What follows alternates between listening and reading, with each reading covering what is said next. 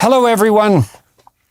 I have the great privilege today of opening a seminar on Exodus, an 8-part seminar. As many of you know, and some of you don't, I did a lecture series on Genesis in the fall of 2017, walking through that old book, and that had a reasonable impact, I would say, for that sort of venture. It was popular publicly. The theater I rented sold out 16 times in a row, and then millions of people have watched it online, and that's really been something. And I'd had a dream after doing that, well, and before as well, that I would be able to walk through the entire corpus of the Bible over the course of my life, and that's a very daunting challenge. But the next step is Exodus, and I've been looking forward to that for a very long time. I thought before I did the public lecture series, because that's not what this is, that I would find a variety of scholars from around the world, if I could, and see if I could figure out a way to bring them together to talk about Exodus in detail, to help me fill in my knowledge of this book before I do a public lecture series on Exodus, which I plan to do in June of 2023. And so I've brought together some of the sharpest and most interesting and deepest people that I've had the good fortune to meet in the last decade or so. And they've all graciously agreed to come here to Miami and to spend 8 days concentrating on this book, and under the auspices of the Daily Wire Plus group, who've flown them in and who are producing this and editing it and have done everything they can to make this possible and beautiful and as available as it might be. So this material, or much of it, will be behind the Daily Wire paywall. We'll have a free-flowing discussion. I'm going to read the text, and I'm going to say what I have to say about it, and hopefully not too much from me, and I'm going to let the gentlemen that are with me have their say, and hopefully we're all going to learn an awful lot about this ancient story and what it means and why it's significant today, and why it's been significant for several thousand years. And so I'll get everybody, first of all, to introduce themselves, and I'm going to start with Dr. Douglas Headley on my left, and we'll go around this way. And Dr. Headley. Well, my name is Douglas Headley, and I'm a fellow at the University of Cambridge, a fellow of Clare College, and I teach the philosophy of religion. And I think there's a crisis in our culture, and the crisis is linked to a certain ignorance of the very backbone of our own culture. And the Bible is very much at the core of our cultural heritage. At the Temple of Apollo in Delphi, there was an inscription, "Know thyself," and we're in danger of not being able to know ourselves because of the ignorance of the very foundations of our culture. So that's one reason why I'm particularly fascinated by Dr. Peterson's endeavors in the last few years, and intrigued by the developments in the next few days. I warmed to your invitation because I was born in China, and I was a 7-year-old in the Chinese Revolution. And when I was later an Oxford student, I had dinner with Sir Isaiah Berlin, the great Jewish philosopher, and as it turned out, he'd been a 7-year-old in the Russian Revolution. And comparing notes on it, we were saying what the revolutions meant, but the lack of people today understanding them. And for me, Exodus, obviously a classic in its own right politically, the birth of a great nation and people. But many people don't realize this is behind the English Revolution and also behind the American Revolution. And to understand that throws an incredible light on the present crisis, because as I see it, you've got a basic clash between ideas coming down from the American Revolution, 1776, which came from the Torah, and ideas which come down from the French Revolution and its heirs. And so we've got a profound crisis, and many people don't understand the roots of it on either side. So what you're doing, I think, is immensely significant. Dr. Orr, James Orr. My name is James Orr. I'm Assistant Professor in Philosophy of Religion at the University of Cambridge, where I teach philosophy of religion and moral philosophy, theological ethics. And much of that work focuses on what you might call the Hellenic, that is to say, the fountain of Western wisdom in Greek philosophy. But too often I think we neglect the Hebraic, that is to say, the contribution to Western thought of the great Hebraic sources, and most of all, of course, the Torah, the Pentateuch. It's thrilling to be able to sit around and talk with these distinguished friends and with you, Dr. Peterson, about the book of Exodus. As Oz was saying, it has enormous significance historically, the English Revolution, the American Revolution, and more recently, many of the sort of liberation narratives that we're familiar with in the contemporary, from the contemporary political landscape and contemporary debates. So I'm fascinated to be talking about these issues, particularly when we get to talking about the Decalogue, the Ten Commandments, the significance of this extraordinary claim, almost without precedent, that morality is given, not and discovered, and not simply invented and constructed. And that's one of, I think, many, many vital themes to our age that we'll be exploring productively in the days ahead, I hope. Dennis Prager, welcome. Dr. Peterson and all of you, it's a joy to be with you. I am living my dream in my life being here, and that is to spread the Torah to the world. I am a religious Jew, and I'm blessed to know biblical Hebrew. I started it at the age of 5. I still have to translate to English whenever I think of a verse. The Torah this is not known to almost any non-Jew. The Torah is primus inter pares in the Bible, first among equals. I was raised, and I still believe that the Torah is from God. How God delivered it is his business. I have no particular interest in the methodology, only in the ultimate authorship. And I've written 3 of the 5 volumes of a Torah commentary called the Rational Bible, including Exodus, which interestingly was the first one that I did, given that it has my favorite document in history, the Ten Commandments. And as I say on my American talk show, if you want to defund the police, there is actually a way. Have everyone live by the Ten Commandments. Then you can defund the police. So that is where I come from in this discussion. And I trust you will all defer appropriately to a member of the chosen people. Happy to. Dr. Stephen Blackwood. Thanks, Jordan. It's a real pleasure to be here. I'm Stephen Blackwood. I'm the president of Ralston College in Savannah, Georgia, an effort to revive and reinvent the traditional university. I grew up reading the Bible quite a lot. I'd say the Bible gave me the primary images through which I came to understand myself and the world. Then when I went to university, I sort of stumbled into the discovery of philosophy and literature, especially of the Greek and Roman, you might say the backdrop to Western culture in the ancient sense. And since then, I've spent quite a lot of time thinking about the relation between that tradition and the biblical tradition and the way in which those are synthesized, and in a way in which that synthesis is fundamentally what gives rise to our principles and institutions in the Western world. I suppose I'm particularly excited to be here because I, as others have said, do profoundly think that we're living in a time in which we've lost the images through which we can make sense of ourselves and of the world in a way that's adequate to the longings of our own nature. So hopefully these images will come to be alive for us and for those who decide to listen to this afterwards. Great.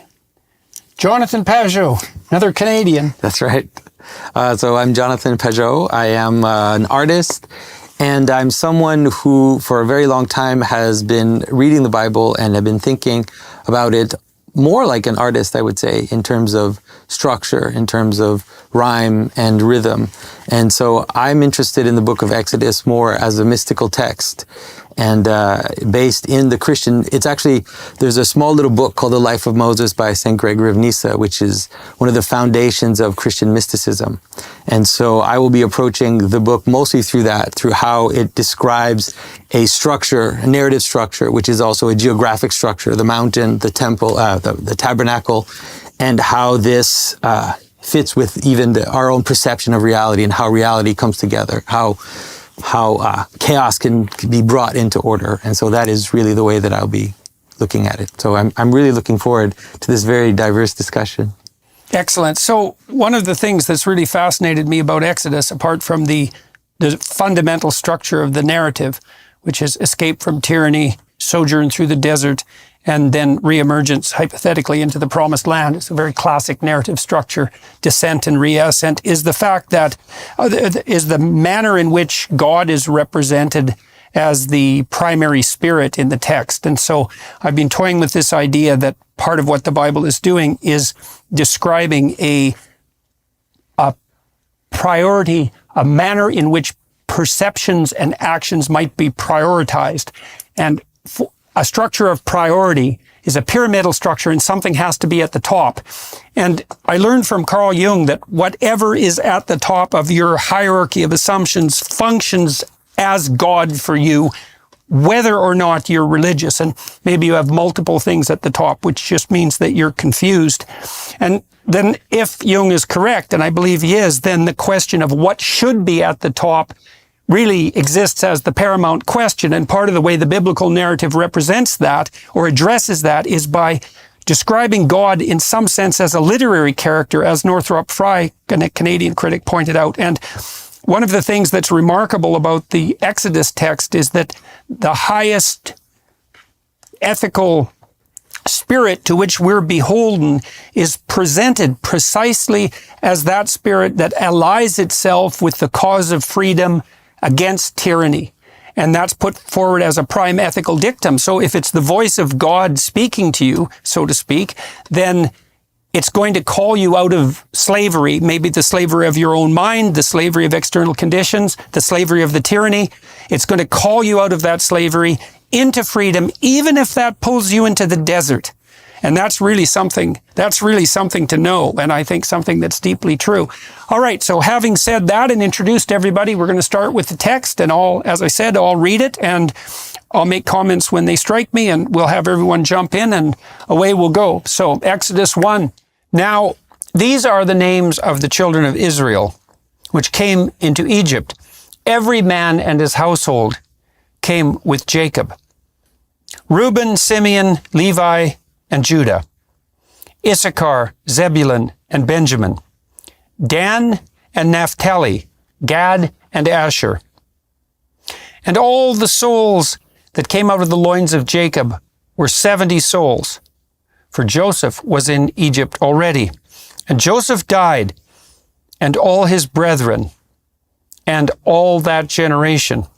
And the children of Israel were fruitful and increased abundantly and multiplied and waxed exceeding mighty. And the land was filled with them.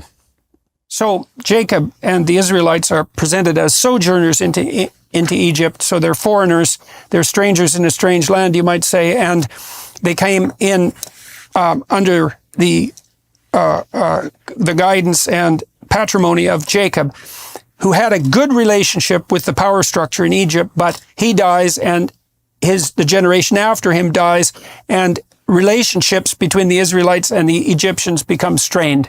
Is commenting while you read okay? Comment at any point you want. Okay, Yep. so just for all of your edification, in Jewish life, if there are 10 best-known verses in the entire Torah, a new king arose over Egypt who did not know Joseph, is one of the 10.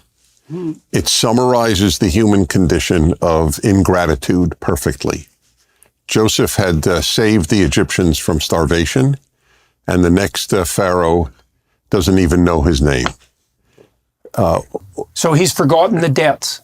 He has forgotten the debts he has entirely. But this is, as I say, the human condition. We have forgotten our debts in America to Washington, Madison, Jefferson. And there arose a new generation in America who knew not Madison. That could be a perfect verse. Right. Okay.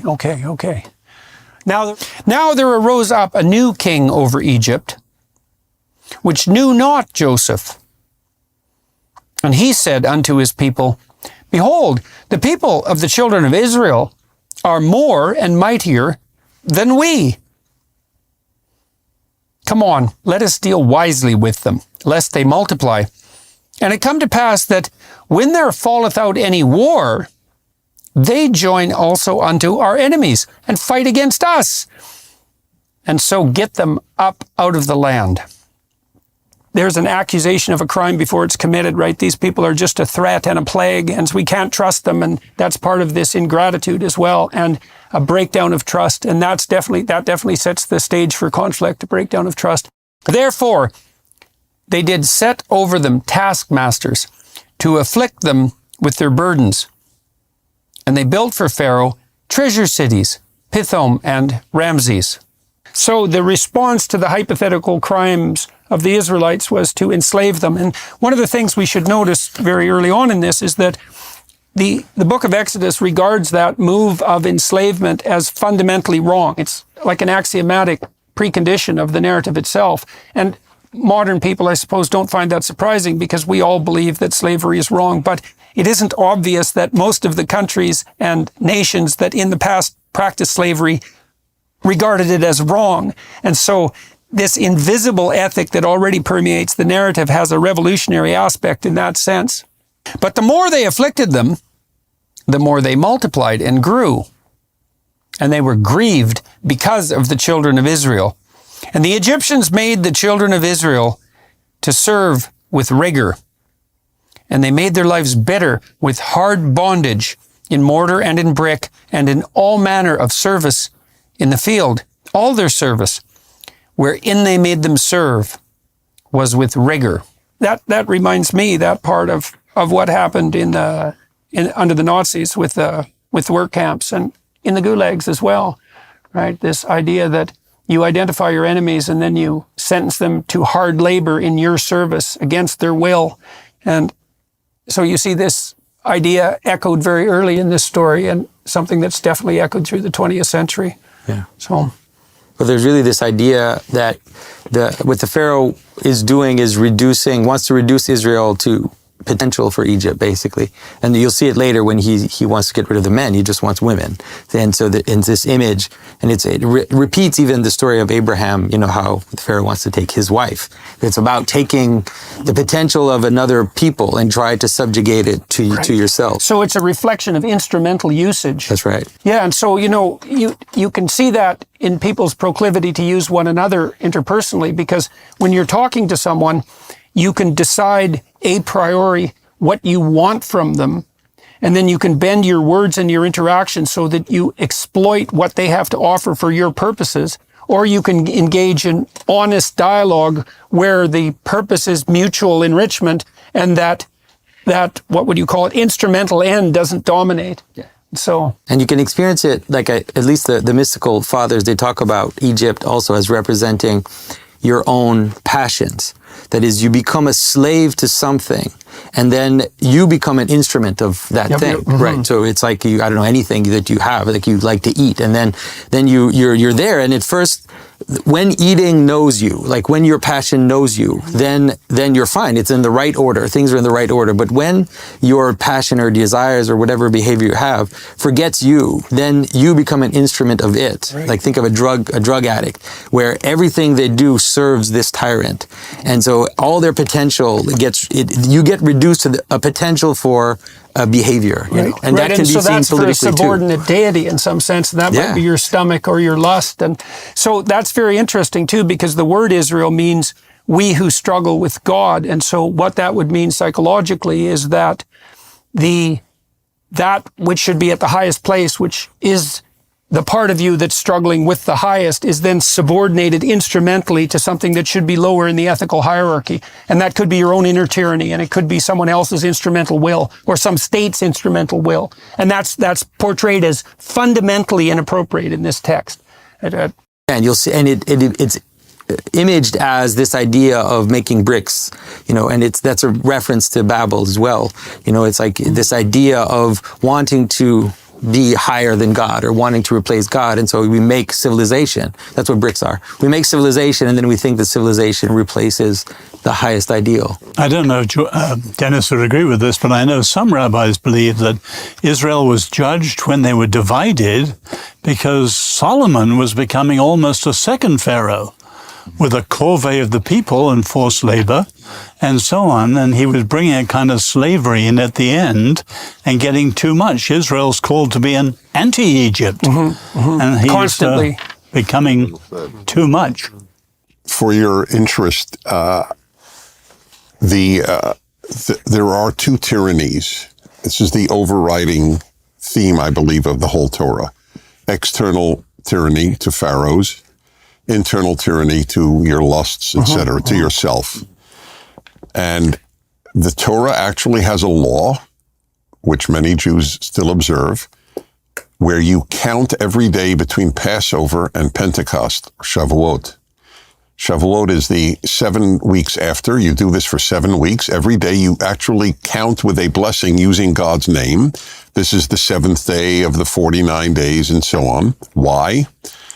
You can't have freedom from Pharaoh if you don't have freedom from you. So Sinai is the second freedom. Now you have to be liberated from external tyranny, and now the liberation from internal tyranny is the Ten Commandments. Well, that begs the question too, then, doesn't it? That I think the Bible, in some sense, is aggregated to answer, which is, well, is there something other than various forms of tyranny? And if there is an alternative to tyranny, and maybe that's freedom, whatever that is, or maybe it's holy freedom, then that's qualitatively different than mere subjugation to one tyranny among others. My students used to ask me when I was teaching my Maps of Meaning course, how do you know that what you're teaching isn't just another ideology, which is another tyranny in some sense? And that's an extremely deep question. And the postmodern types would say, well, it's all ideology, it's all tyranny. You just pick whichever tyranny you want to abide by, but it's all a matter of power or something like that. There's no transcendent orientation that pops you outside of the realm of tyranny in some real sense. So, and the biblical narrative insists that that is not the case. So it's a pretty dismal view, that it's just a choice among tyrannies. But to pick up Dennis's great point of the two tyrannies, Lord Acton, the famous saying, all power tends to corrupt. Power oppresses the weak. That's the obvious one, and it happens here. But it corrupts the powerful. Right. And that's what happens to Pharaoh. Yeah, and there is such a thing as corruption, right? So that's an absolute reality, the corruption that power tends to produce. Of course, that's partly why the Pharaoh's heart is hardened as well. And yeah, it's a very germane observation that slavery corrupts the slaver as much as the slave, or perhaps you could say perhaps even more, right? Because it incites within the slaver something like a Luciferian presumption, and it entices him for instrumental reasons into denying the divinity of someone else, and then acting in the manner of someone who denies divinity per se, right? Absolutely pernicious and corrosive. So, and the king of Egypt spake to the Hebrew midwives, of which the name of the one was Shiphrah and the name of the other Puah. And he said, when you do the office of a midwife to the Hebrew women and see them upon the birthing stools, if it be a son, then you shall kill him. And that's that instrumental usage that you were talking about before. There is a huge issue here. The Hebrew is completely indeterminative whether the midwives were Hebrews or not. Mialdota Ivriot, and I'm not going to throw out Hebrew often. I feel very self-conscious at all. But for those who know Hebrew, they will know what I'm talking about. It can be the Hebrew midwives or the midwives of the Hebrews.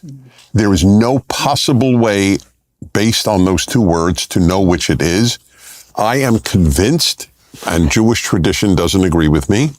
I mean post-biblical Jewish tradition. The Torah, I think, does agree with me, but c'est la vie. I believe they were Egyptian. I do not believe he would have ordered Hebrew midwives to murder every Hebrew boy. Do you think there's a purposeful ambiguity there to leave it up to question? That's beautiful. It may well be. That's right. Well, it certainly is. The Hebrew is ambiguous. That is correct. Because, I mean, if a tyranny gets corrupt enough, then people turn against themselves. That's right.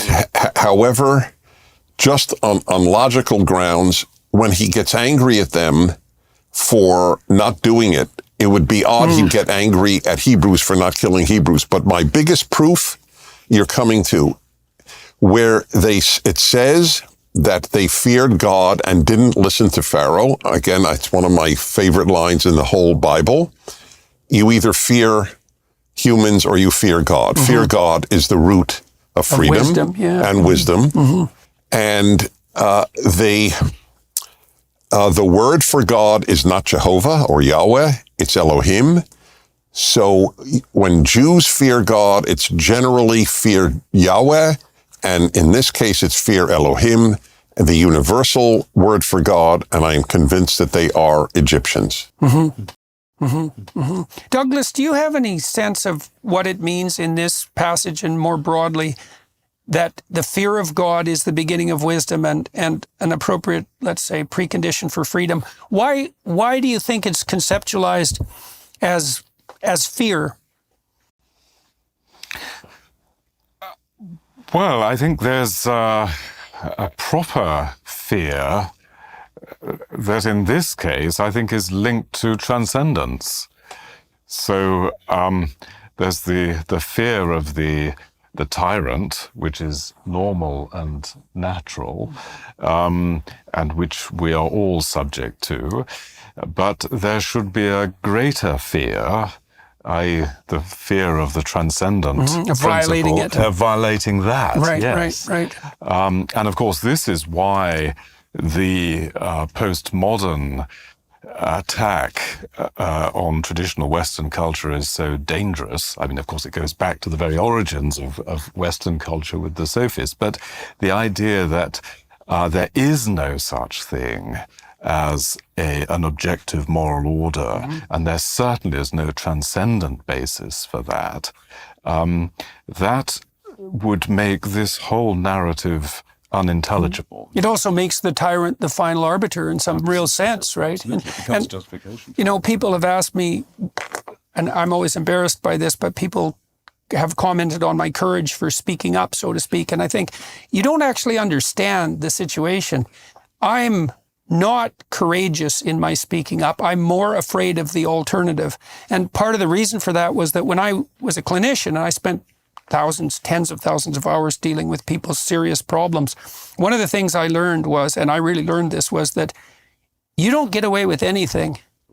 And so you might think you can bend the fabric of reality and that you can treat people instrumentally and that you can bow to the tyrant without and violate your conscience without cost, but that is just not the case. You will pay the piper.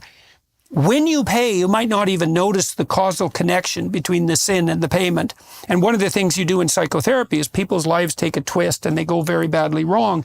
And when you walk back through people's lives with them, you come to these choice points where you meet the devil at the crossroads and you find out that, well, you went left, let's say, and downhill when you should have gone right and uphill. And now you're paying the price for that. And you don't impose that as a therapist.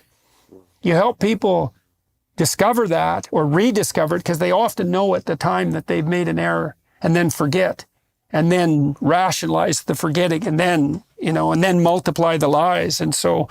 But that's tremendously difficult to do within a secular frame. I mean, I think you found ways of doing that, I think, Jordan. I'm thinking actually of somebody like Viktor Frankl and his idea that sense of the logos, of a kind of a meaning, is what gives you a kind of existential drive and helped him survive the horrors of the Holocaust. But more typically, it's religion. It's a sort of religious framing that it gives people the power to resist tyranny. Well, that religious framing seems in part, even if you think about it in a secular sense, is that like when you're maybe you're making a choice to do the instrumental and easy thing, but there's part of you that knows that that's wrong. Not always. Sometimes you just make a mistake because you don't know, but often you know, and yet you pick the easier path, let's say. And the part of the manner in which God is portrayed throughout the biblical corpus, but I would say in traditions around the world, as that phenomenon that alerts you to your own misbehavior. And it is really something, again, I really learned from Jung, contra Freud in some real sense, is that, and contra Nietzsche, who believed that maybe we could create our own values, is that there's something within that is transcendent because it isn't only in you, it's in everyone in some fundamental and real sense, plus it's eternal in some fundamental and real sense, and it calls you on your misbehavior. But don't you think our culture is approaching a kind of crisis point? In other words, the postmodernists, everything's constructive, truth is not there, etc., etc. There's no reality except what you make it. Mm-hmm. But of course, truth is always about something, as C.S. Lewis used to say, and what it's about is reality. Yeah, well, there's this insistence. And people are going to hit the wall at point after point today on the postmodern because there front, is reality. It's as if we're insisting that there is nothing other than Towers of Babel. Mm-hmm. There isn't anything they're being built against or shielding us from. It's just one Tower of Babel after another. And it can be, and I can't help but see a real tyrannical demand for power in that, because one of the things I've often wondered is, well, why are the constructivists, the radical constructivists, so insistent that there's no core human nature when really the evidence that there's a core human nature is pretty damn strong, particularly perhaps if you think biologically. So why this insistence? And I can't help but think it's because, well, you want to remake people in the image of your ideology. And so you have to insist that they have no intrinsic nature, because otherwise the pesky realities of the transcendent nature get in the way of your Luciferian presumptions. Well, there's no God, no truth. There is only power. Right. Well, that's the Dostoevskian issue in some real sense, isn't it? I want to pick up on what you said, Dennis, a little before, and I want to propose that there might be a very important narrative reason why the midwives are Hebrew in this case. And the reason, I think it's a good lesson for us today, which is that the tyrant is empowering women to kill their men. That is what the tyrant is doing. Mm-hmm. And he's doing it in order to feminize the Hebrews. And I think that no wonder you get in trouble all the time. But I think that it's important, and the reason why they won't do it is because they fear God, is because they're able to see beyond the power that the Pharaoh is handing them at this moment. And I think that when we think that couldn't happen, like in a people, it's like, look around you, we're seeing it happen before our very eyes. It's so interesting because it also implies that, well, it's in the best interest of the tyrant to dispense with those figures who might pose a threat to the tyranny. That's right. And those would be tough men. That would be the men. Right, because they're the ones who keep the real tyrants at bay. That's such an intelligent point that it reinforces your reaction to what I said. Maybe the text is purposefully ambiguous about whether or not they were Hebrews or Egyptians. Yeah. And you've swayed me. Well, I've seen that purposeful ambiguity in other texts. So let me just say, I know I identify a bias in me, and I will reveal it. I'm very, I hope, self-aware. Good. So the first learning episode has actually occurred. Yeah, exactly. Great. The Torah goes out of its way. This is one of the fundamental beliefs of my life, to portray non-Jews positively and Jews negatively. It's one of the reasons I believe it's a divine author. If Jews had made up the Torah, they would have come across much more positively. They come across as awful, as a general rule. And non-Jews from... So it's anti-propaganda. Anti-propaganda, certainly. Noah is a non-Jew. Of course, there were no Jews at that time. But Moses' father-in-law, who is the great advisor to Moses, is a Midianite priest. The daughter of Pharaoh is a non-Jew. She saves Moses. And it is just a consistent pattern. And I thought that the midwives was part of that pattern. As I say, God is ethic-centered, not ethnic-centered. Mm-hmm. Mm-hmm. Okay. And this is taken as the first civil disobedience, isn't it? That's right. The That's right. first example of someone standing against a crime against humanity. And I don't come down either way, but I think you can make a strong point for Dennis's. Right, so You that know, it in other implies, words, so God- that it implies that the relationship with God is actually what enables people to have God-fearing. the strength to stand Exactly. up against the tyrant. Yeah. If you think of the Nuremberg trial, they didn't actually have a basis for what they were saying. There's no international law. Right. Right. They were reaching, and maybe the same thing is intuitively they know. Well, that's certainly what Solzhenitsyn thought about the Nuremberg trials, is he believed that the fact that the Nazi atrocities were regarded as wrong, independent of cultural context. He thought that was a signal achievement of the 20th century because it reestablished not so much the existence of good, but definitely the existence of evil. And that was something I found unbelievably convincing, because I thought, well, you've got a real conundrum here. It's like, was what the Nazis did evil or not? Because those are the alternatives.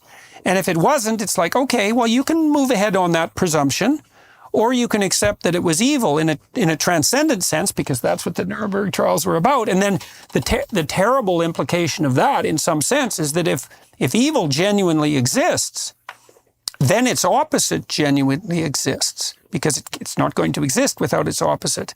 And so as soon as you accept the reality of the evil of Auschwitz, you're in a metaphysical world in some sense, because you have to simultaneously posit the existence of a transcendent good that's at least the opposite of that. And part of what I've been striving for 40 years, I would say, is to identify what is the opposite of this spirit that produced Auschwitz. And some of it Solzhenitsyn detailed out so nicely. It's the spirit of truth, and Frankl, it's the spirit of meaning. And I think you can make a strong case that it's the spirit of love. And it's some amalgam of those three things, and that doesn't exhaust it. And it's the spirit of play and voluntary association and freedom, all things that are stressed in the biblical narrative. And Where there is no vision, a people perisheth, as in Proverbs. And I think that's very important, this notion of, contemplation. We'll come to that in particularly chapter 3. But this sense of a vision of goodness as having an inspiring quality. And it is a vision too, and not just a mere verbal conceptualization, right? Which is why the artistic endeavor is so important, and the architectural endeavor, because it's not merely propositional, that vision. One of the things I learned with my students and with my clinical clients was that, and I helped them do this, was to help people develop a literal vision for their life. It's like, okay, if you could have what you wanted to arm you against the slings and arrows of fate, let's say, or to at least defend you against it, in principle, if you could have what you needed and wanted, what would that look like? That's a kind of prayer. It's like knock and the door will open, and ask and you will receive. It's like, okay, you could conceivably have what you wanted, but you have to specify what it is, and you have to have a vision of it. And part of what the humanities education should do, and the religious education certainly, is to flesh out a vision of a mode of being and a mode of perception that would justify suffering, or maybe even more than justify it. So, well, you could say, I suppose, that if theists are faced with the problem of evil, atheists are confronted with the problem of good. Try how to make sense of goodness, how to make sense of what it is that drives their moral indignation and their great social revolutions. I think one of the most terrifying moments in the Nuremberg trials was when the Nazis advanced the defense that this was simply victor's justice, that they had not really broken any laws. They were scrupulous legislators, after all. And following orders. That's right. And so sort of Western notions of justice found themselves staring into the abyss. How is it that we're going to make sense of our deep intuition that this is evil of an absolute kind? And I think this is one of the great, as a matter of historical fact, one of the most important motivating factors behind the emergence of the United Nations Declaration on Human Rights, of course, in 1948, and with it the entire sort of rights-based regime of morality that is with us still, that has proliferated and expanded. So the problem on the atheist front is, on what basis can these things be claimed as self-evident? What's the grounding for that? If it's just not, and the postmodern critique of that in some sense is that, well, all that nonsense talk about rights and freedoms is it's just instrumental camouflage, hiding a more fundamental will to power and desire to oppress. Right. And the worry is that the only answer available in a purely sort of secular framework would be because this document tells us that this is wrong, or this document tells us that this is right. Right, so that becomes part of the social contract, and in which case the problem emerges immediately again. That's just an arbitrary social contract. So the solution effectively carries within it the sort of replicates the very problem that it was trying to solve.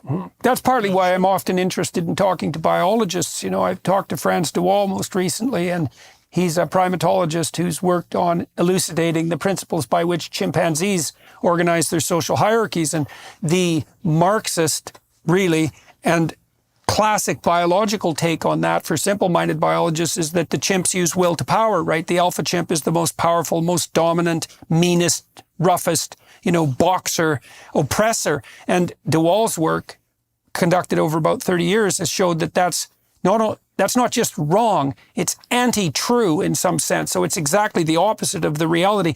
Now and then you can get a chimp who rules by power, but it destabilizes the troop emotionally and socially, and his reign tends to be short, brutal, and meet an extremely violent and murderous end. It's not an effective strategy, and what de Waal has shown that is to stabilize the iterative interactions within a troop.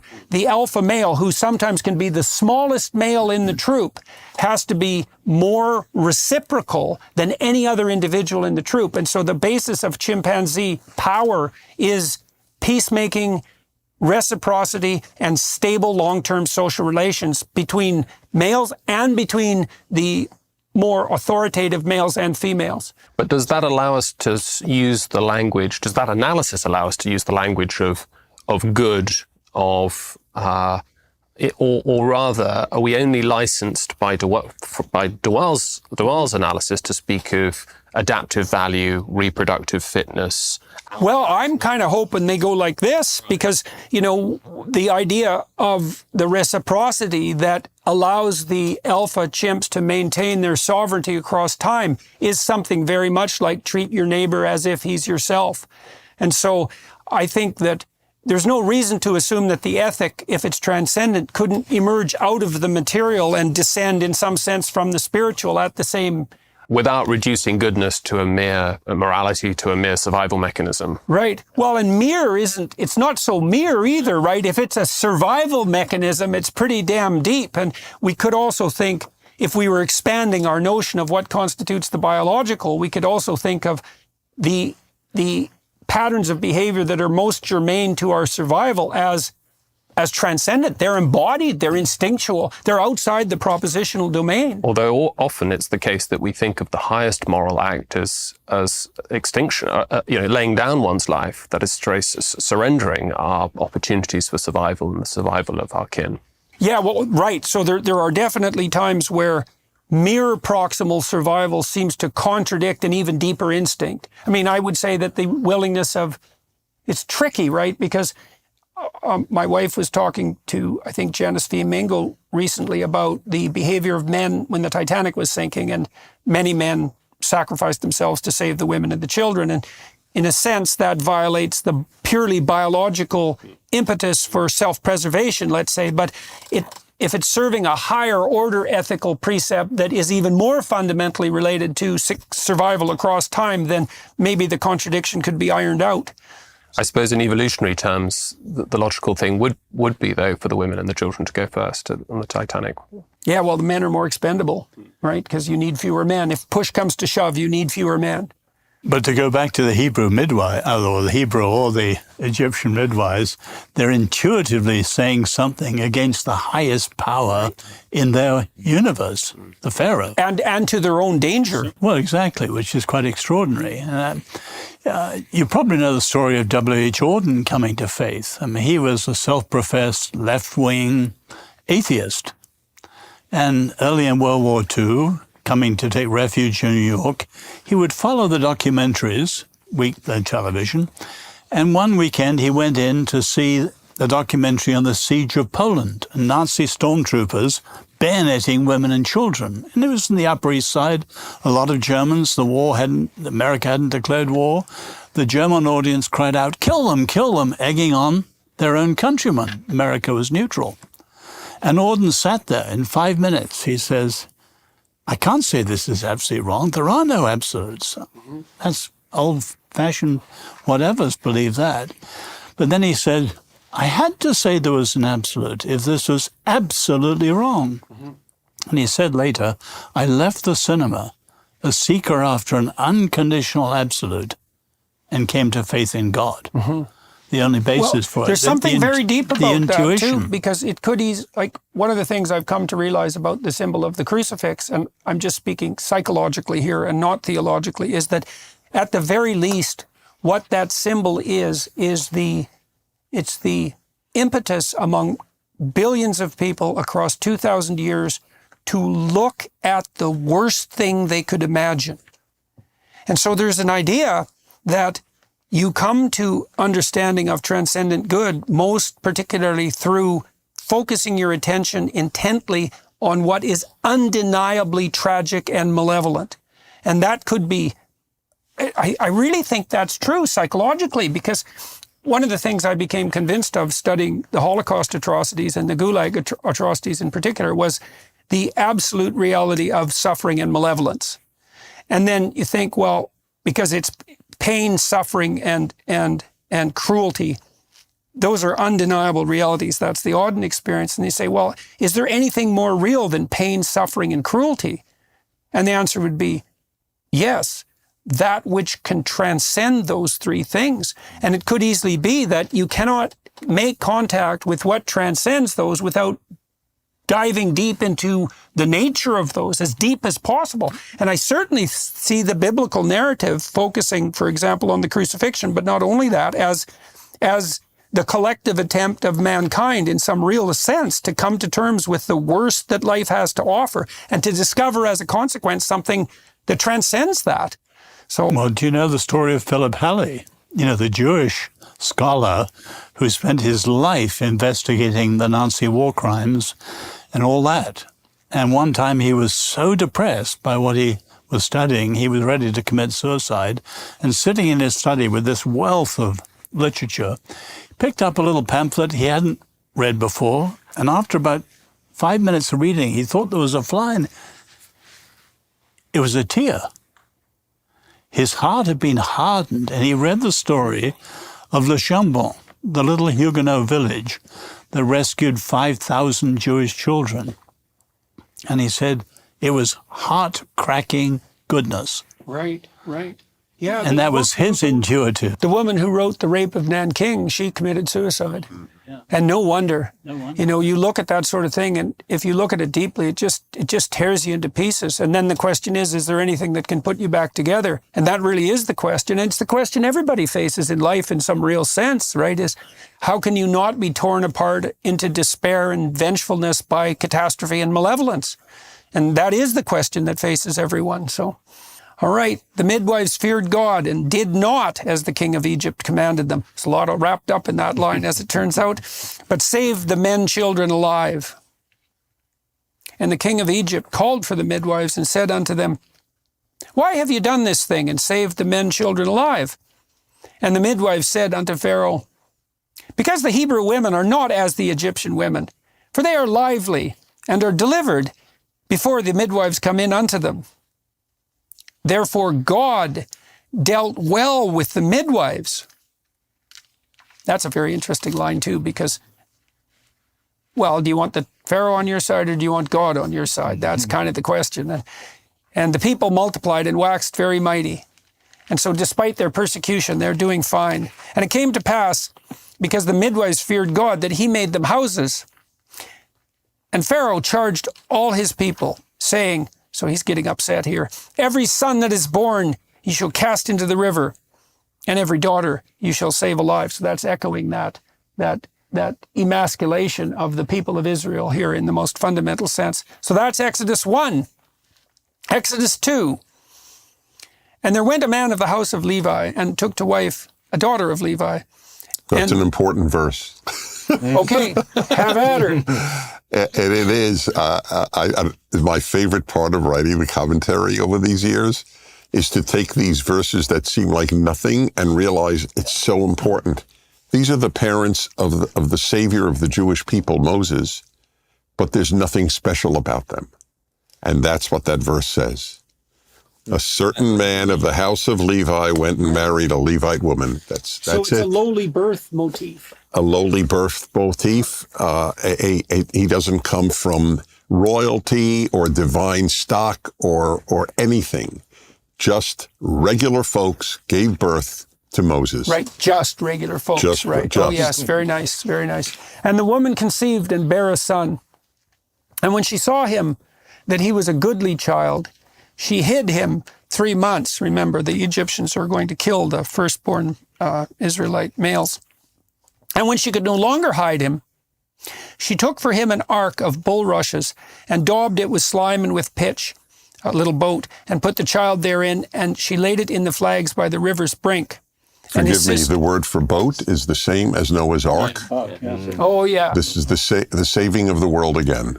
Right. Okay. So that's interesting. So she makes a little structure, Right. which is what you do with children: is you build a structure around them. But to it's the protect them. word for the Noah's Ark. Okay. Okay. And this is also the first indicator of what becomes a very profound symbolic motif in the Exodus story, because Moses is allied with water throughout the narrative, whereas the Pharaoh and Egypt are allied with stone. And stone seems permanent and immovable, but it's brittle and hard and lifeless. And Moses is continually represented as a master of water and transformation. And so this is the first time you see that. Water is... And water is Moses' undoing. He hits the rock and says, I will get you water and not God, and doesn't get into Israel. Right. Well, so I guess that's when he misuses his relationship with his power over water. And water is chaotic, right, from a symbolic perspective. And water is associated with what you immerse yourself in when you're baptized. And water is like the pre-cosmogonic chaos that exists at the beginning of time. And so for Moses to be a master of chaos and water is also to make him procedurally the antithesis of the tyrant, because the tyrant wants everything in stone and solid, and Moses is the antithesis of that. And I think there's also the one thing that happens is you have an extreme. You have, let's say, the Pharaoh, and then you have water. And what happens is, what Moses is going to be doing through the entire story is making that mediation between what is above and what is below. And now you have this little image of the ark as being a little microcosm, which is what you see in Genesis, little microcosm of the world that exist in this extreme, right? Because in the flood, what you have is a return to the beginning, where now it's heaven and earth, and there's nothing in between. Like it's both of them can't sustain life. There has to be a hierarchy of reality that gets pulled out of the water, and that's what Moses is going to do. He's going to go up the mountain and bring down the law, and that is going to create that structure, that mediation between. Because even in the text, we'll see later, like God is also. Just God and the people doesn't seem to work, because God is constantly wanting to consume them. And it's like, no, don't consume them. So we need to have this mediation where being lays itself out and kind of falls down into the world in a way that is appropriate. One of the things Jung said, and this is sort of relevant if you consider psychedelic experiences as well, which can be far more than people can tolerate. Jung said part of the purpose of religious practice was to stop people from having religious experiences. And he, because he was very interested in experiences that were extreme enough to border on psychosis, for example, and that if you don't have those intermediary structures between you and the absolutely transcendent, which might be reality itself in the ethical and material sense, then that's just too much. And you do see that echoed in motifs like the burning bush, where God tells Moses later not to look at him directly, at best to look at his back. Right? Because you just can't withstand that direct contact with something that exceeds your comprehension in every dimension simultaneously. No matter how good it is, no matter how complete it is, it's just too much for the mortal soul to bear. And his sister stood afar off to wit what would be done to him. And the daughter of Pharaoh, that's so interesting that he's rescued by the daughter of the Pharaoh, came down to wash herself at the river, and her maidens walked along by the river's side. And when she saw the ark among the flags, she sent her maid to fetch it. And when she opened it, she saw the child. And behold, the babe wept. And she had compassion on him and said, this is one of the Hebrews' children.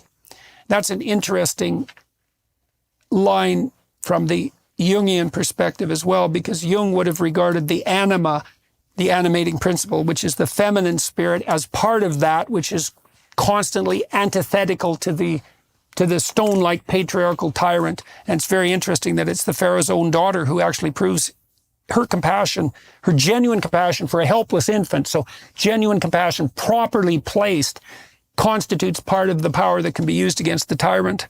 And she's placed exactly in the same position as the midwives, where it's like, here's a Hebrew child, and now it's once again it's a woman who saves the. So it's like, this is you could say that that's the role of the feminine, is to nurture, is to give potential, is to hold, is to do all these things in order for the person to find their independence. Right. Yeah. And is there not something of a paradox here of, you say, the man from nowhere, the Parsifal figure in a way, and yet he's discovered by the Pharaoh's daughter. So he has dual. So you see this motif is replicated unbelievably commonly as, say, the motif of the orphan. You see this with the comic book character Superman, most particularly, because Superman has ordinary parents. I think he lands in Kansas, if I remember correctly. And so they're just ordinary farmers, but really his parents are divine, right? They're heavenly. And the Superman brings both of those together. And there is this motif that each of us are the sons or daughters of our fathers and mothers, our proximal fathers and mothers, but simultaneously we are the true sons and daughters of the divine, culture, let's say, and the spirit of culture, and nature and the spirit of nature. And so each of us, that's why when you're born lowly, let's say, you're actually not, because regardless of where you're born, you're also the child of everything, of nature and culture and of the transcendent simultaneously. And indeed Christ, I mean, born in the stable, carpenter, but the Davidic lineage. So again, you've got that That's why the descent into Egypt is so important, isn't it? Yes. It's clearly sort of recapitulating that motif. Yeah. But here, a very obvious point, all the heroes are women.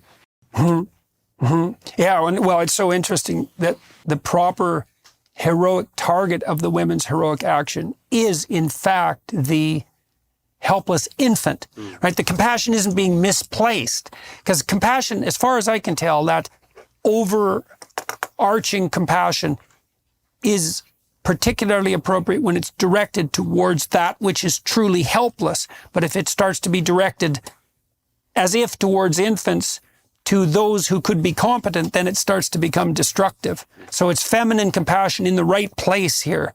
And so even if it's the Pharaoh's daughter. The maternal virtues. Yes, true maternal virtues, right? Which is the care of the truly helpless and perhaps the truly oppressed. Then said his sister to Pharaoh's daughter, "Shall I go and call to thee a nurse of the Hebrew women, that she may nurse the child for thee?"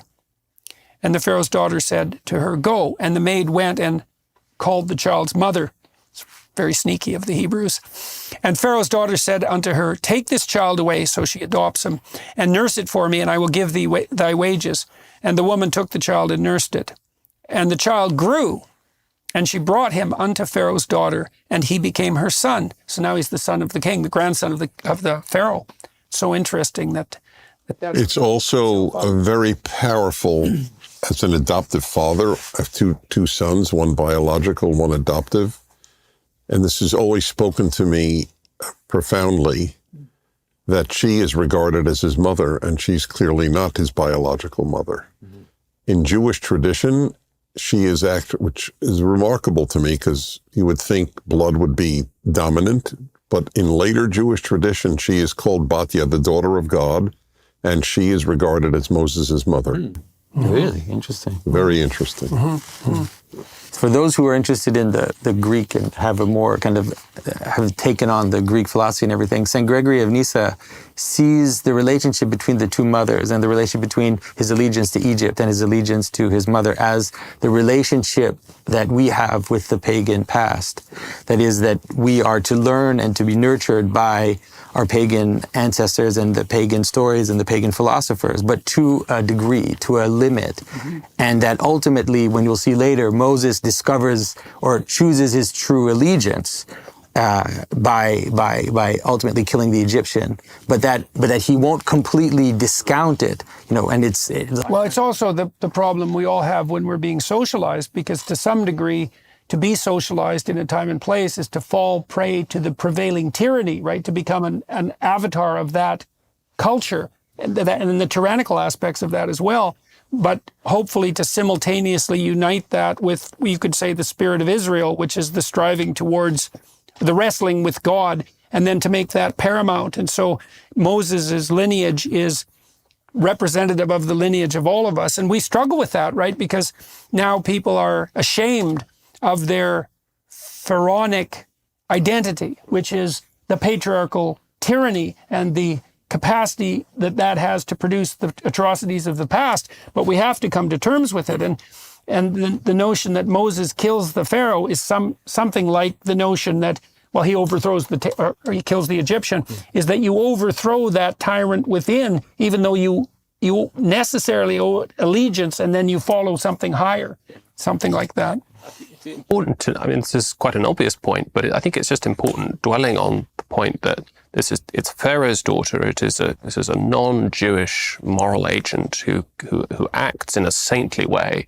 And I think this gives us a first taste of a theme that's going to come to dominate. Right, that morality isn't bound by ethnicity. That's right. This is the great gift of the Jewish people. This insight that morality is universal, is a gift to the world, is something that all human beings, as it were, are bound to.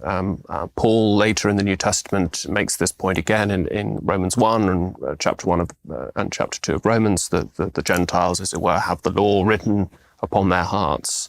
And I think this will be something that's very important when we come to look at the Ten Commandments and so on. But yeah, so that's another echo of that notion of a transcendent good, right? Exactly, which in the context of ancient Near Eastern religion, it's difficult to sort of exaggerate the point too much. It really is quite extraordinary, that this idea that there is a moral code that cuts right across all tribes and all nations. Well, it's and all anthropologically absurd in some sense, because the anthropological evidence suggests that we're pretty damn tribal, and that the fundamental human response, in some sense, towards people who aren't of your tribe is that they're not human.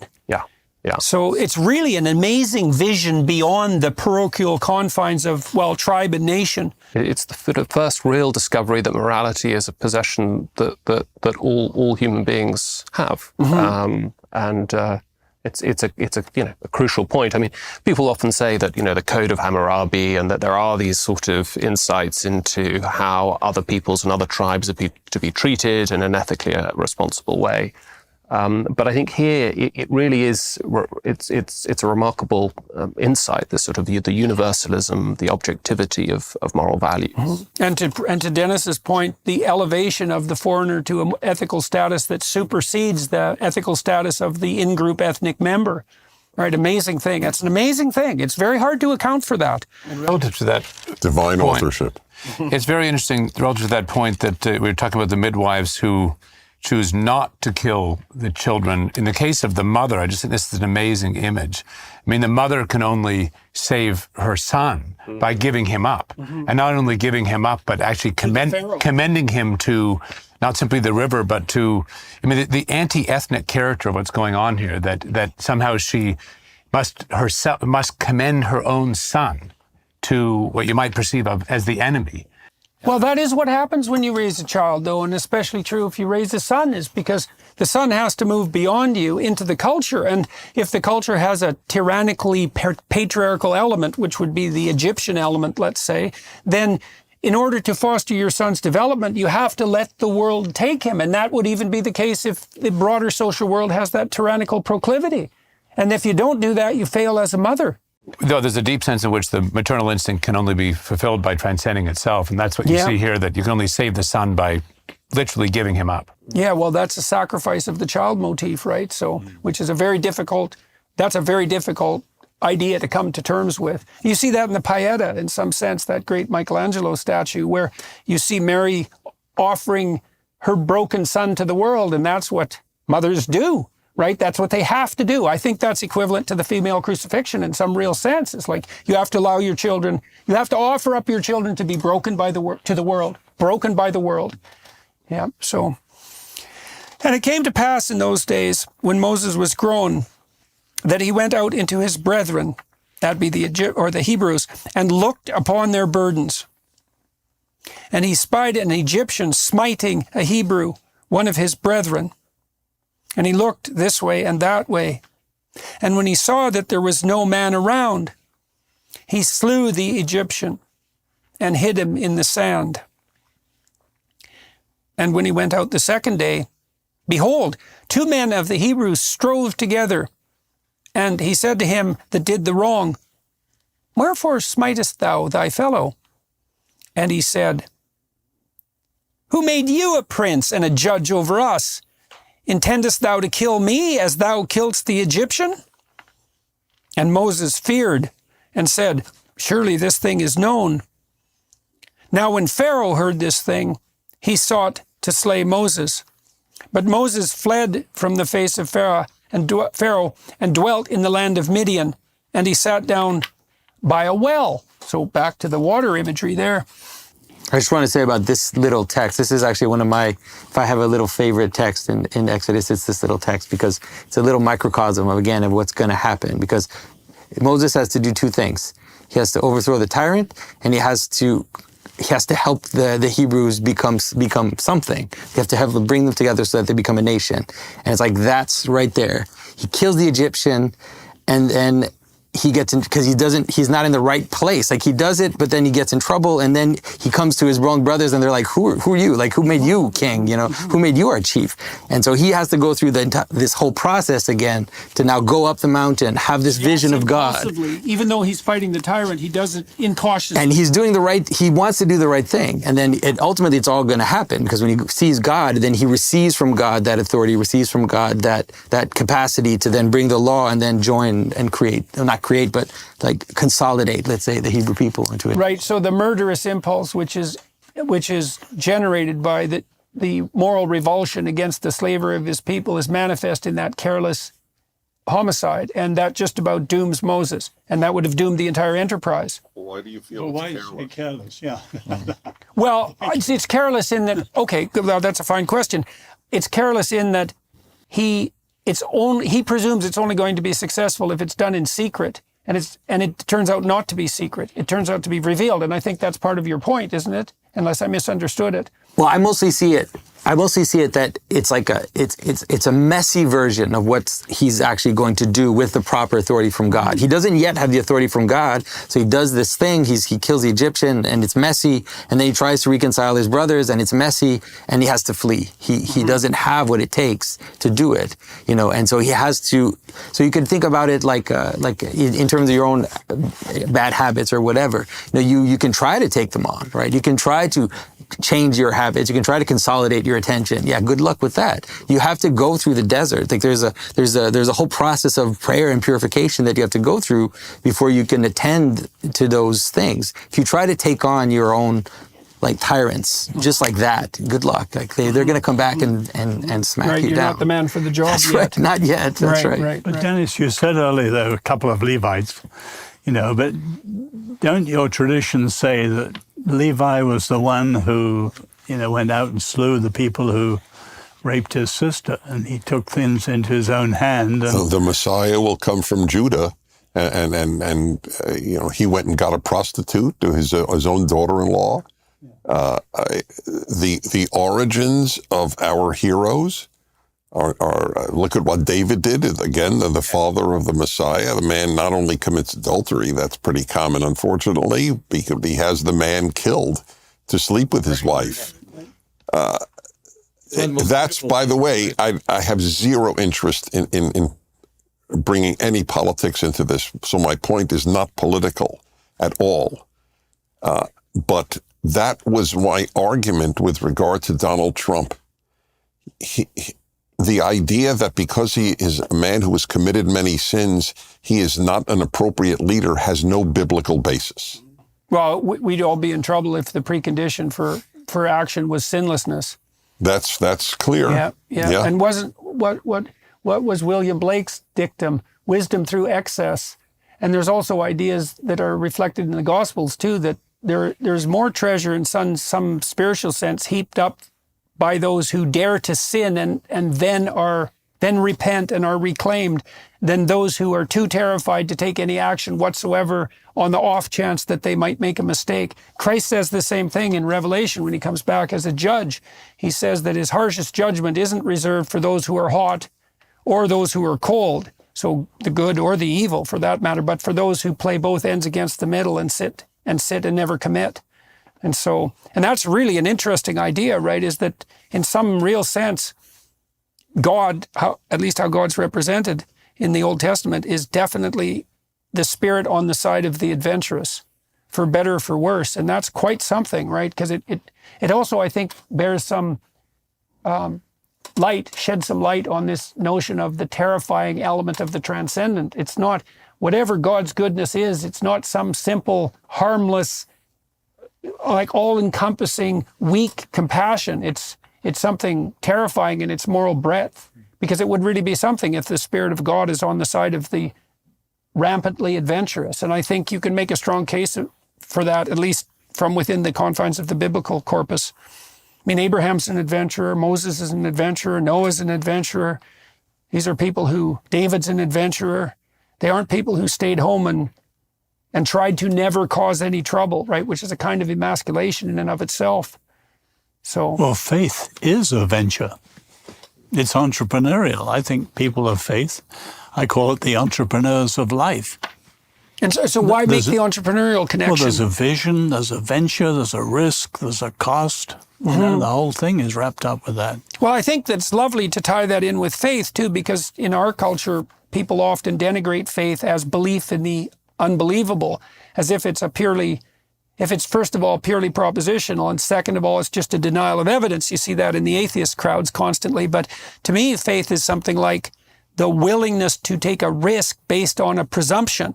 And maybe the presumption is, well, truth will set you free. It's like, well, tell the truth and see what happens. It's going to get you in a lot of trouble. The evidence that aggregates around you if you tell the truth to the degree that you can isn't that this is going to be the easy path forward. You have to decide. This is something Kierkegaard stressed, right? Is that you have to decide certain things as preconditions for action, independent in some real sense of the evidence. And that's the faith. And this is when Abraham, for example, in his great adventure, he follows God's call out of the safety of the tent. The faith is to heed the call of adventure, even though he's got everything in some sense that you'd need if you're only interested in hedonistic gratification. But there's something beyond that, and it's faith that allows you to make those decisions to step into the unknown future. And that's coming from Moses, as John was hinting. I mean, here he does it himself. Who set you up? He did. And to take on Pharaoh by himself. Right. There's also, though, I think, as I'm going to argue, I think there's a profound sense in which Moses is a very weak figure. And in many respects, if the text is, as it were, about the revelation of a kind of transcendent order in history and about ourselves as readers coming to understand ourselves in that, I mean, I don't think we should presume that somehow Moses himself is not a figure who needs that very revelation and to come into it himself. Mm-hmm. Right, and I think that, the persistent imagery we're going to see of Moses here is actually very weak and doubtless and failing and so on. So he is himself unable to speak. Yes, he is himself in need of that discovery of himself and that transcendent revelation as anyone else is. You see the transformation of Moses, although he does make that mistake. You see him move from a character who stands before God. What mistake? Of hitting the rock. Like that's the one mistake. It's like poor Moses. But he goes from this character who says to God, I can't speak, I can't speak in front of people. And then he ends later as this shining figure that comes down the mountain, and people can't even look on him because God says, you will be God for them. And he has to hide his face because he's so radiant. And it's like that transformation is astounding. It's such an astounding. And he finishes with unstoppable words at the end of Deuteronomy. The man who couldn't speak is very eloquent.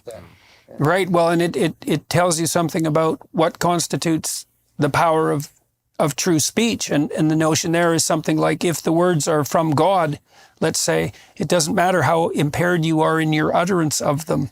That's a secondary consideration. And so it's despite, or maybe even because of your insufficiency in some real sense, if you're oriented properly, the words will. And I've met people like that who are not particularly articulate, but you listen to every word they say because their words are very carefully measured and chosen and often purchased at the cost of plenty of suffering. And they just have that depth that's uncanny in some real sense. And you call those people of genuine character. And you can certainly, when those people speak, everyone is still.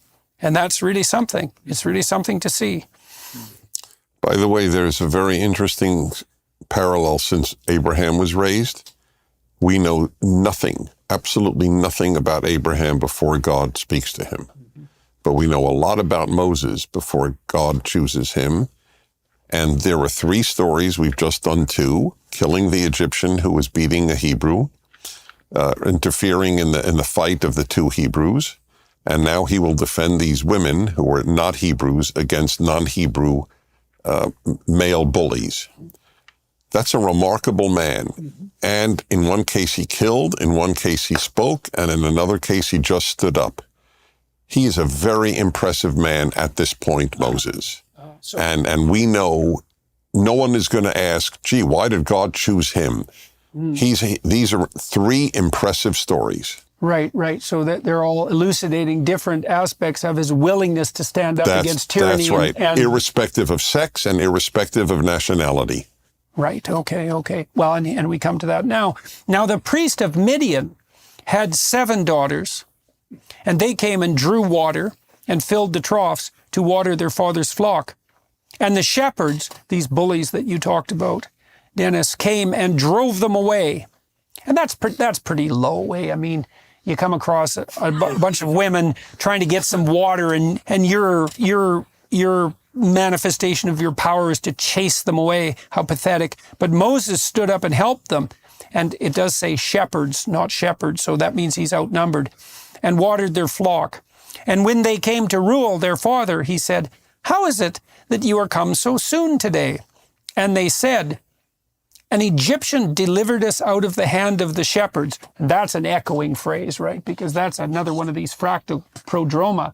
Because the shepherds are bullying tyrants, and Moses is the delivering force there. And he also drew water enough for us. So that's a reference to the pre-cosmogonic chaos again that revivifies in the face of tyranny, and watered the flock. Amazing imagery in that line. And he said unto his daughters, and where is he? Why is it that you have left the man? Call him, that he may eat bread. Seems like the right response. And Moses was content to dwell with the man, and he gave Moses Zipporah, his daughter, and she bare him a son, and he called his name Gershom, for he said, I have been a stranger in a strange land. So that means Moses is obviously a compelling enough character so that a father is willing to marry his daughter to him despite the fact that he's a stranger and a foreigner. So yeah, and there's also in this text, like this whole meeting of the women at the well is super important in terms of understanding this relationship between the woman also and the well itself as this water, this potential which is the positive aspect of the lower waters, you could say. And so that's why you see the patriarchs, they always meet their wives at wells, and ultimately, in terms of Christianity, that leads all the way to the story of the Samaritan woman at the well, which is like the final version of that, where he meets this strange woman, and then, she offers him water, he offers her like a fountain that will go into eternity, and it's like this relationship between the masculine and the feminine.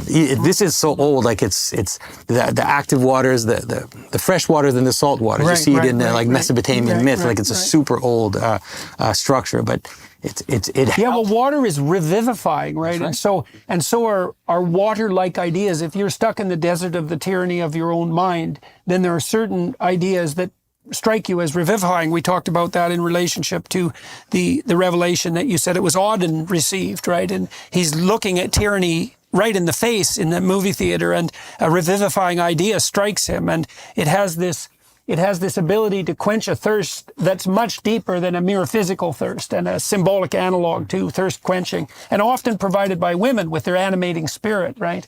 So, and it came to pass in process of time that the king of Egypt died, and the children of Israel sighed by reason of the bondage. That's a very useful line too, because we see here too that not only is it wrong for the Egyptians to enslave the Israelites, but it's correct for the Israelites to grieve because they're not free.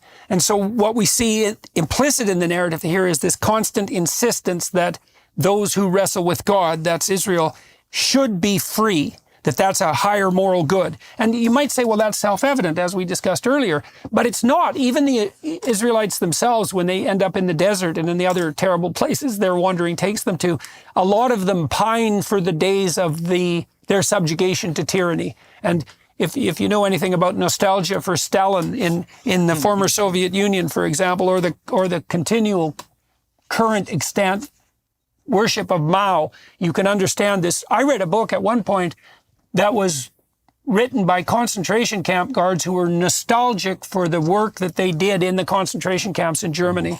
And so don't be thinking that people believe without constraint that freedom and absence of slavery is a positive good. They can be afraid of that necessity for faith that entrepreneurial spirit demands. They'd rather take the brick walls and the certainty.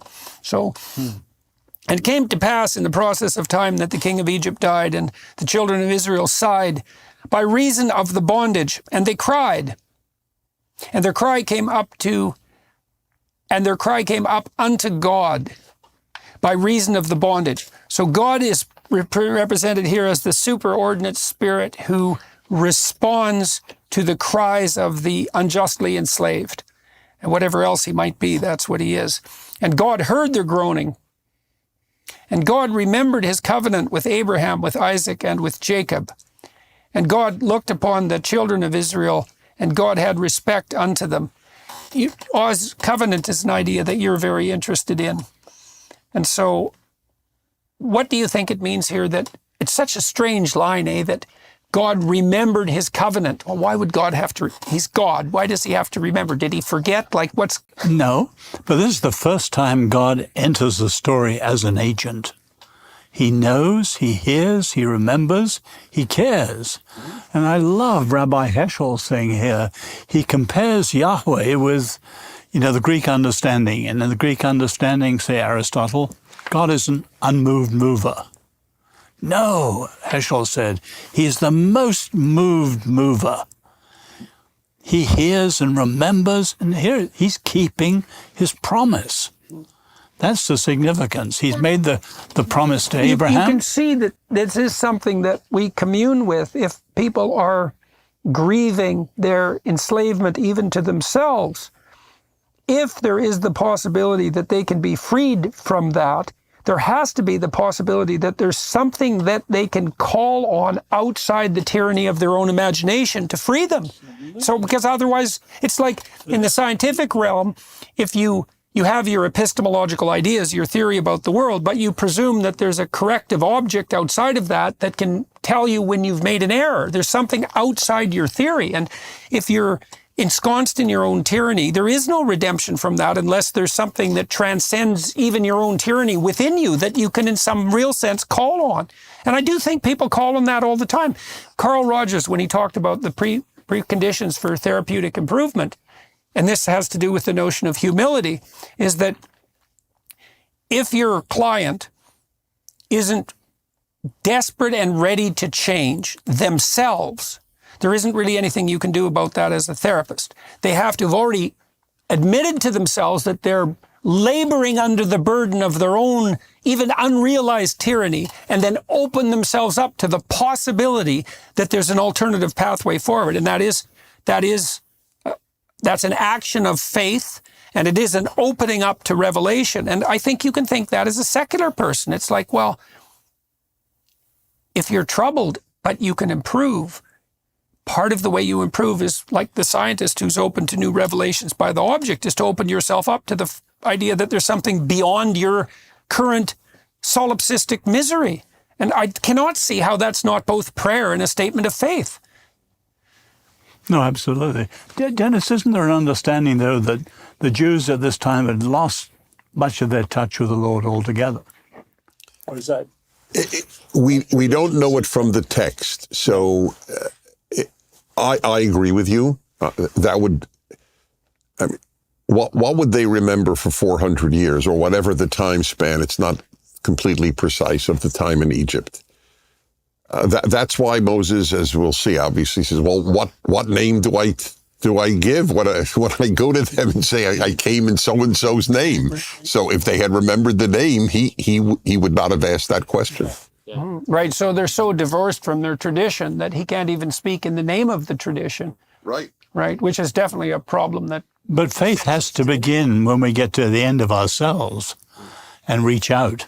And obviously they got so out of touch that they needed to cry out. And this cry is an incredibly important triggering moment, isn't it? By the way, I use this because I also wrote a commentary on the Haggadah, the Passover Seder service.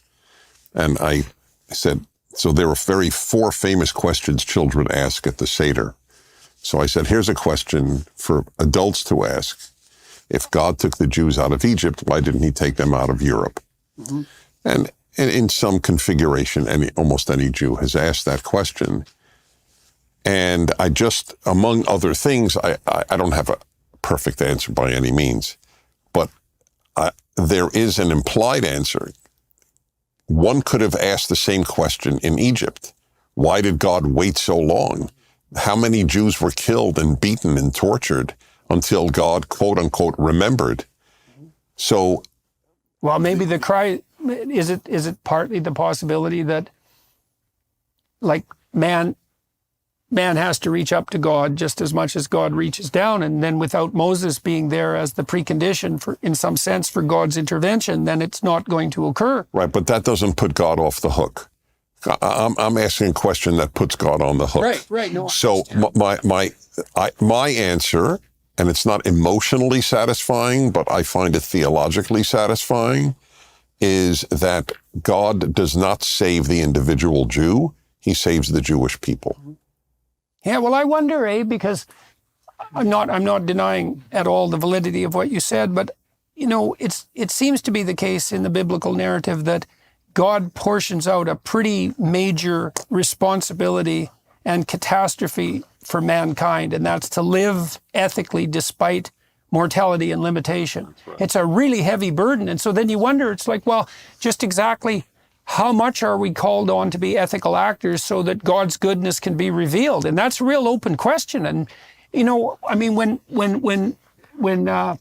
in Sodom and Gomorrah, when the search is on for one or two good men in the city so that it's not going to be destroyed, the idea there is that even if there's one person who's good, we won't destroy the city. No, it goes down to 10. Okay, 10. No, okay. That's important. Sorry, 10. One doesn't suffice. That's why we get him out and then everything falls apart. Okay, but there's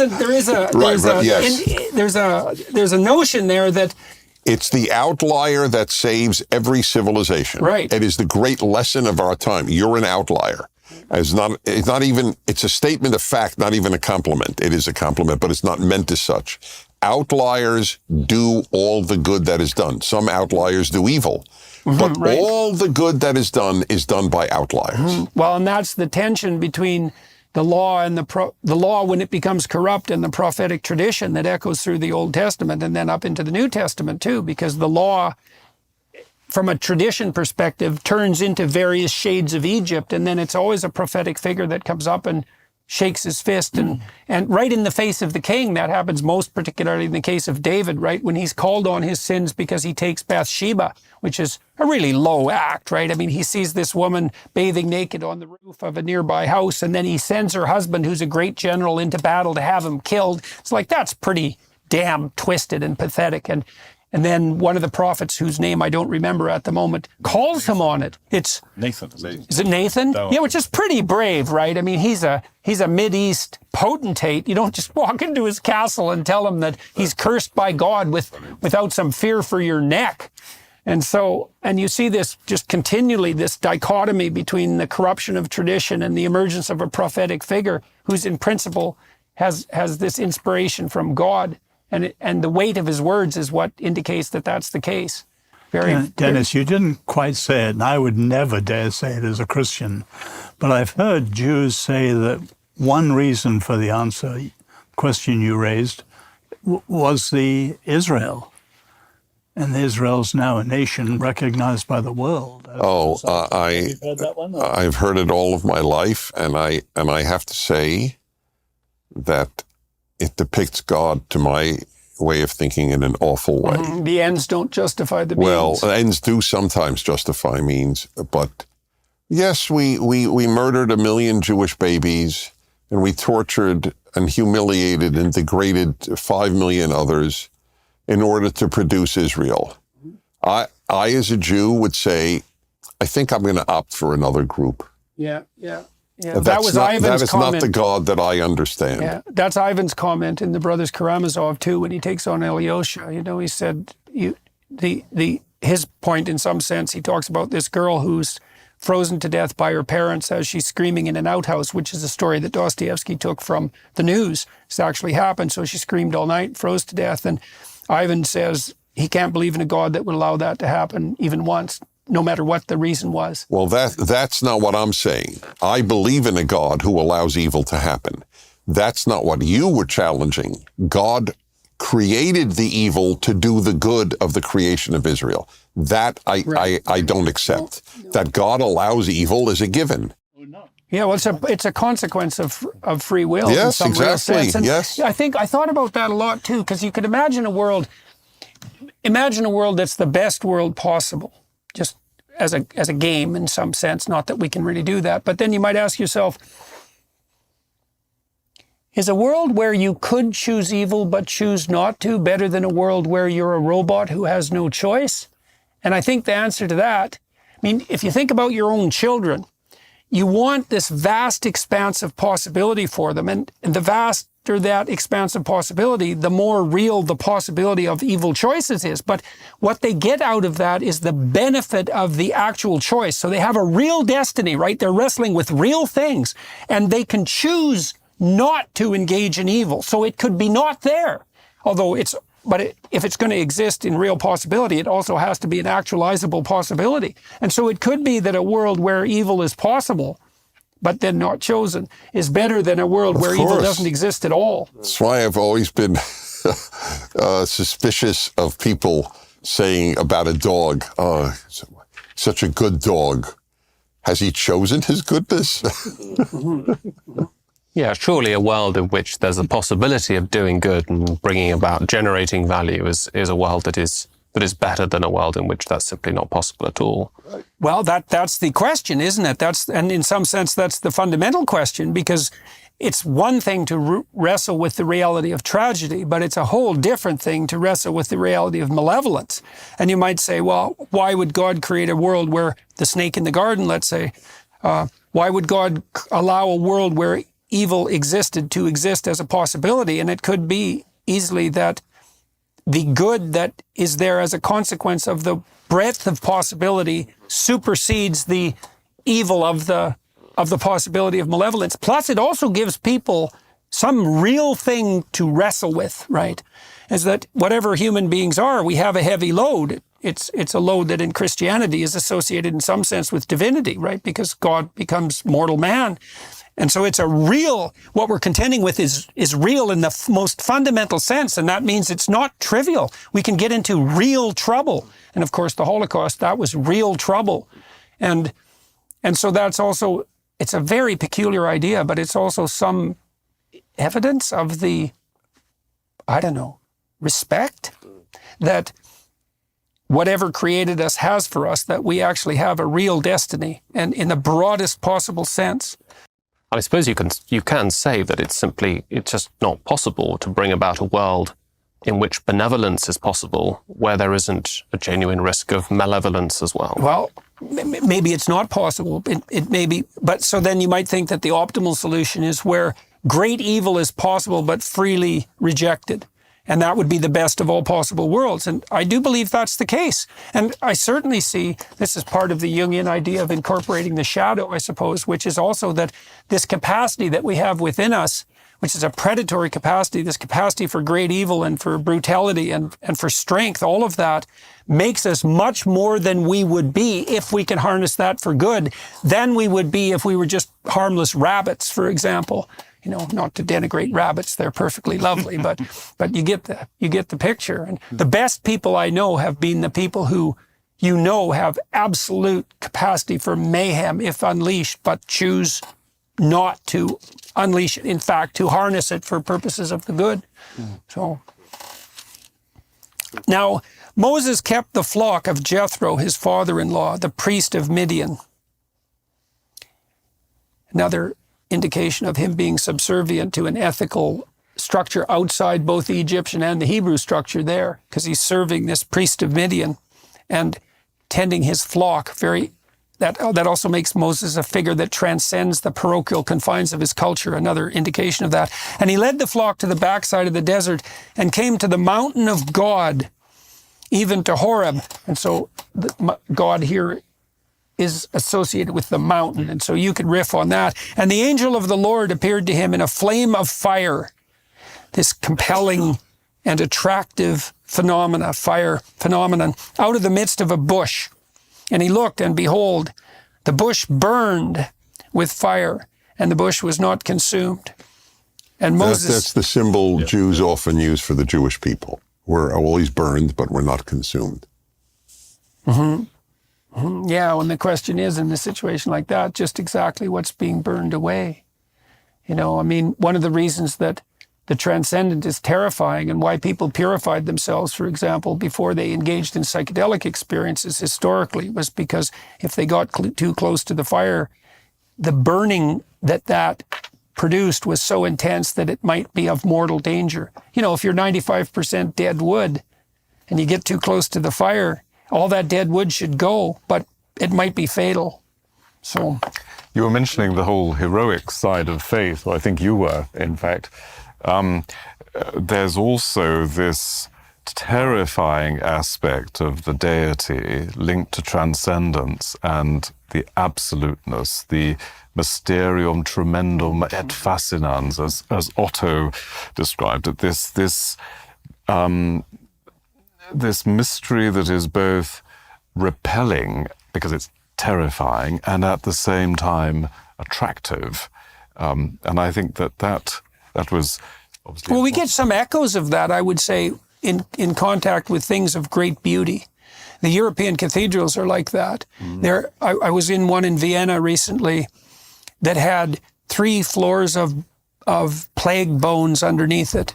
And so it's this magnificent structure, too much really, when you walk in, and it's overwhelming in its power. And to see that, you know, people sacrificed hundreds of years of effort under conditions of extreme privation to build these magnificent buildings, and then to go underneath and see the layers and layers and layers of catastrophe and death that's been erected on. It's too much, right? It's just too much. And that's just an echo of what is too much in the most fundamentally absolute sense. It's just a pointer in that direction. People are terrified of beauty for the same reason. You know, I've watched people respond to art. I had a lot of paintings in my house at one point. They're all coming back now. Like 300 of them, you know, it was just paintings everywhere. And people would come in and say, well, why would you want to live in a museum?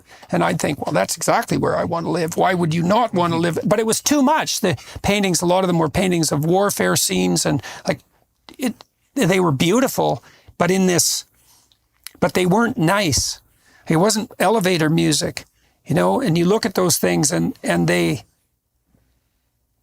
they shake all the weakness off of you if you look at them long enough. And that's very frightening, especially if there's lots of weakness, and there definitely is. So it's interesting, is it not, that in our culture, where you might say there's been a systematic ideological process of desecration, that there's also been an aversion to beauty. Yeah, I mean, yeah, the that's not philosopher- accidental. The philosopher Roger Scruton.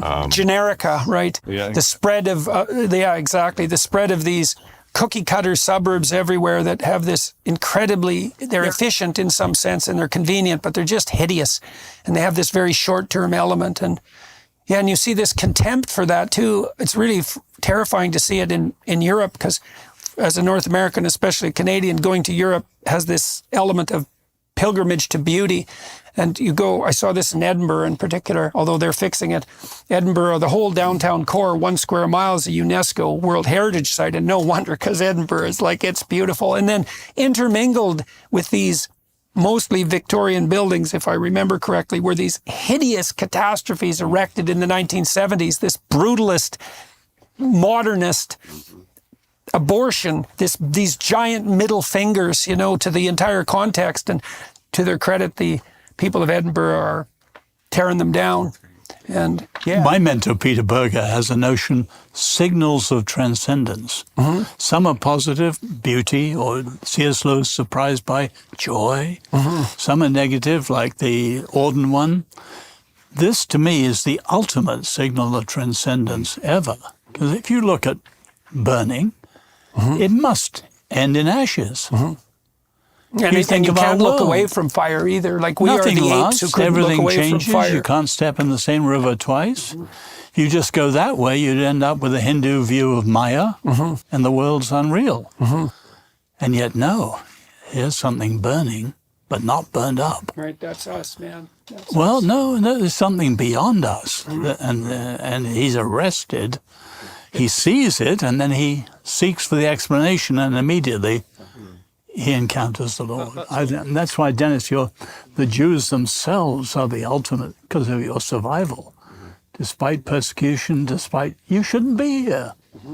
The way Some shouldn't. you know what I'm saying. Just forgive me. I shouldn't Now have you're in allowed trouble. that out. Yeah. Now you're in trouble. I'm thinking of Trotsky and the like. I just, what I meant. there are some Well, to jump unimpressive Jews. to jump from the Hebraic to the Hellenic, that's not far off the way Plato uses the image of fire in his famous image of the cave in Book 7 of the Republic. You know, the flames are flickering, but that's not all there is. There's transcendence beyond. There's the sunlight, the stable, timeless sunlight outside the cave, which the sort of chaotic fire of the sensory world and the fickle world, the ever-changing world, but it's a signal of transcendence, as Berger puts it.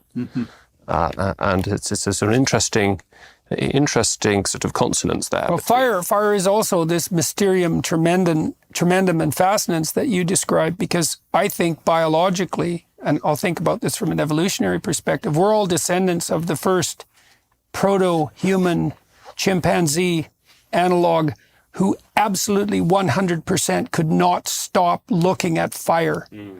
Right? And fire is absolutely fascinating to human beings. It's so interesting to watch people around a campfire, for example, where we feel at home. We gaze into the fire, and the fire seems to me to be something that escapes what's called latent inhibition, is that almost everything we see after we've seen it multiple times, we see as a representation of memory.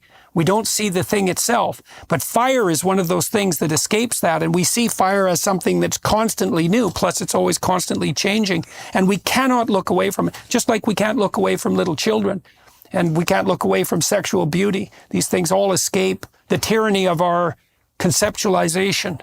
So I just wanted to say something about these two. Like, to me, these two texts, the one you read before and this one, is really one of the most a very beautiful description of reality, based a little bit on what you were saying before. Because it says, and God heard their groaning and remembered his covenant with Abraham, with Isaac, and with Jacob. First of all, this is also referring to Genesis at the end of the flood, because that's how the flood ends. The flood ends, it says, God remembered Noah. And when God remembers Noah, the waters recede, and then the dove finds the tree, finds the structure. that connects heaven and earth. That's what the dove finds. And so you have this verse, but right there it says he remembered his covenant with Abraham, Isaac, and Jacob. And for the first time, you have this hierarchy again coming back, saying God is already giving back the identity to his people. He's already saying it's not just God and chaos. It's there. There's this whole story that's there, and he's going to give it back to his people. And then Moses, so is that Jacob's ladder? Do you think is that the definitely? Same imagery? It's definitely Jacob's ladder, the mountain, and the Mm-hmm. tabernacle itself. When we get to the tabernacle, you'll see it's a representation of Moses' mountain itself, or the mountain of paradise itself. So then Moses, right after that, you have Moses.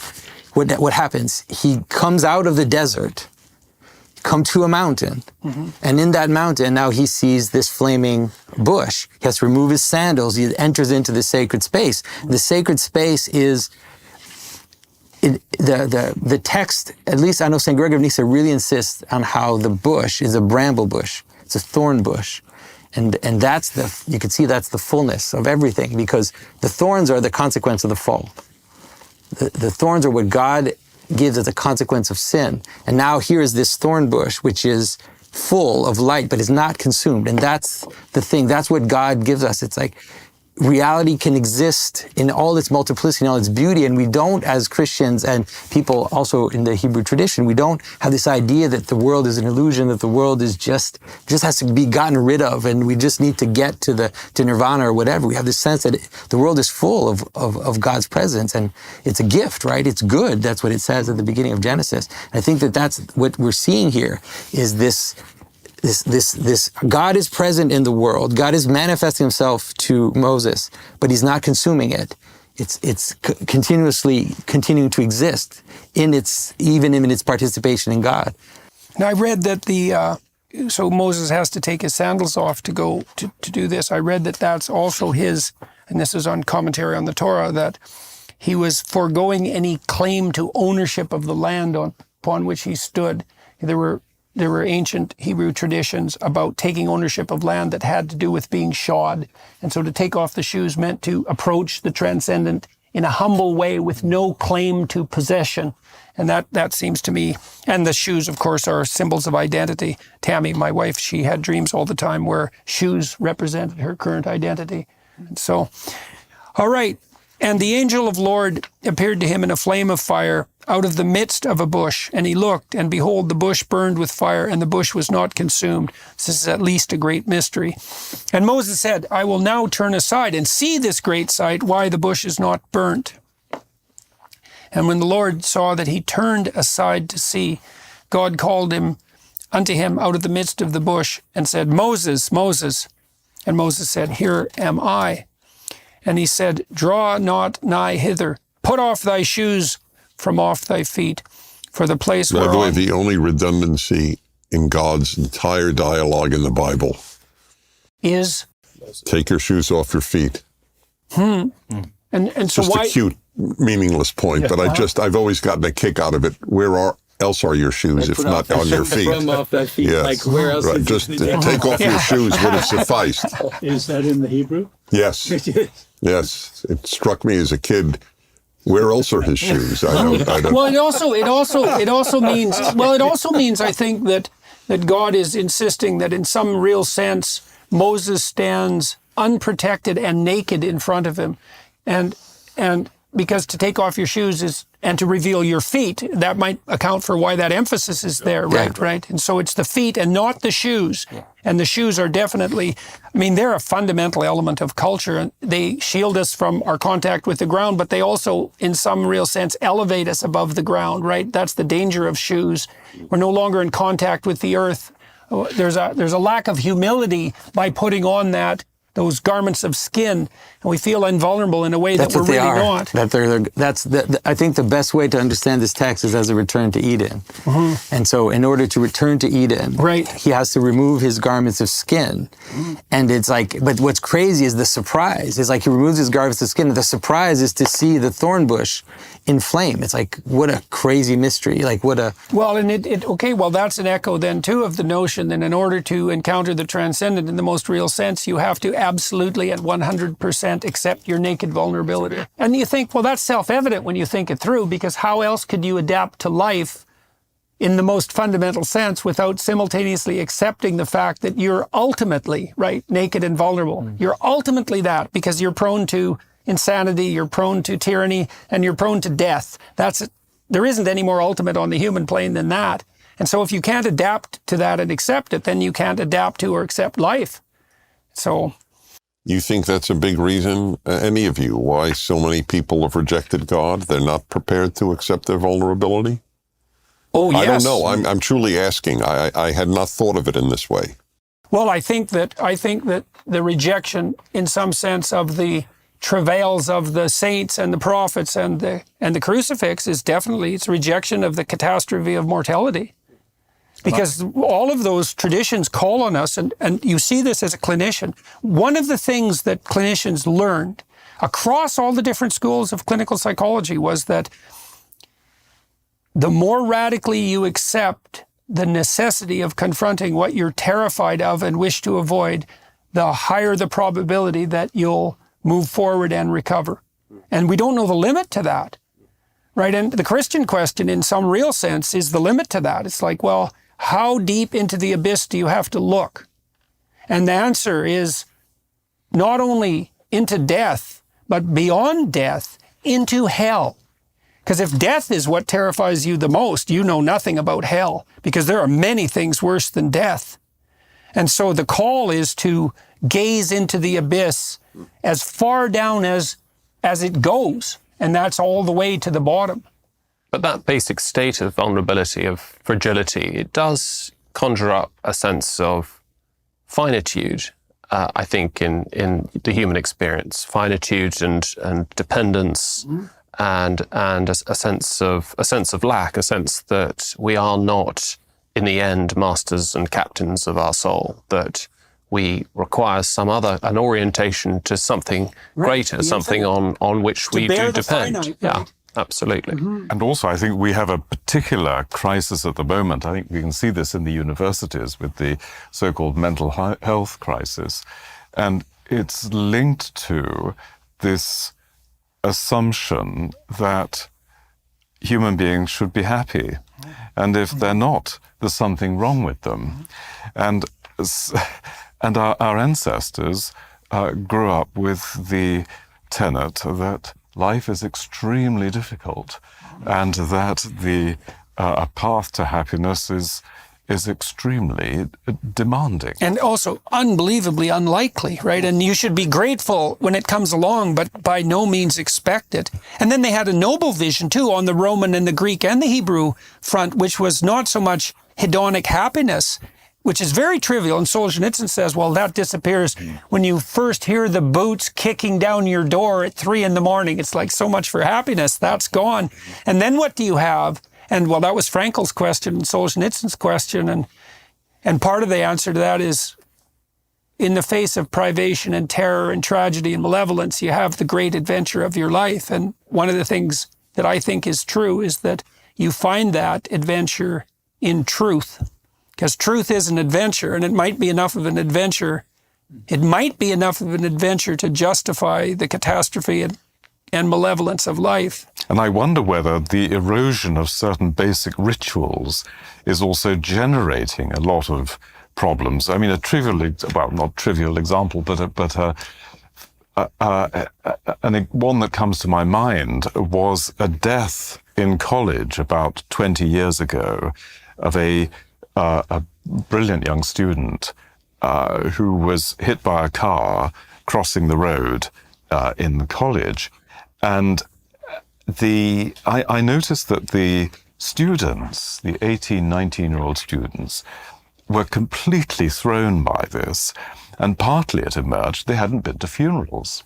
Their parents hadn't taken them along to funerals. Right, to shelter them. To protect them from suffering. And they'd say, as good parents, they would not allow their children to be subjected to funerals as if the funerals might be damaging them. Now, what I noticed was, in fact, that you had adults, young adults, highly intelligent adults, who were completely disorientated and distraught by death. And I think to some extent, because the ritual of funerals... Well, there's no container for it. Well, Yeah. my wife remembers when she was 5, her grandfather died and they didn't take her to the funeral. Now, my wife's parents, by the way, were very good at fostering independence, but they didn't take her to the funeral. And she was shocked by that and never forgot it. And I think the reason is that the message there is that death itself is so terrifying that there's no way a child can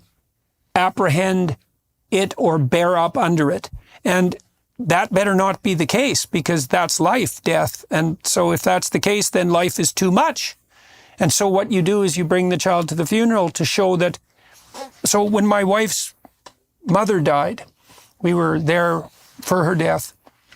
And it was a terrible death. She had a neurological disease, a degenerative neurological disease, dementia. So she deteriorated over about 15 years. And first of all, her husband rose to the challenge. Man, it was something to see, because he was sort of a man about town, but when the chips were down, God, he was there. And it was something, man. And then I watched her family deal with this. They're pretty tough. My wife's sister is a palliative care nurse, and her other sister is a pharmacist. And they've confronted mortality, in a noble sense. And what happened in that family was that as they mutually faced death together, and this is also what you do at a funeral, is the bonds that attached them to each other grew stronger and thicker.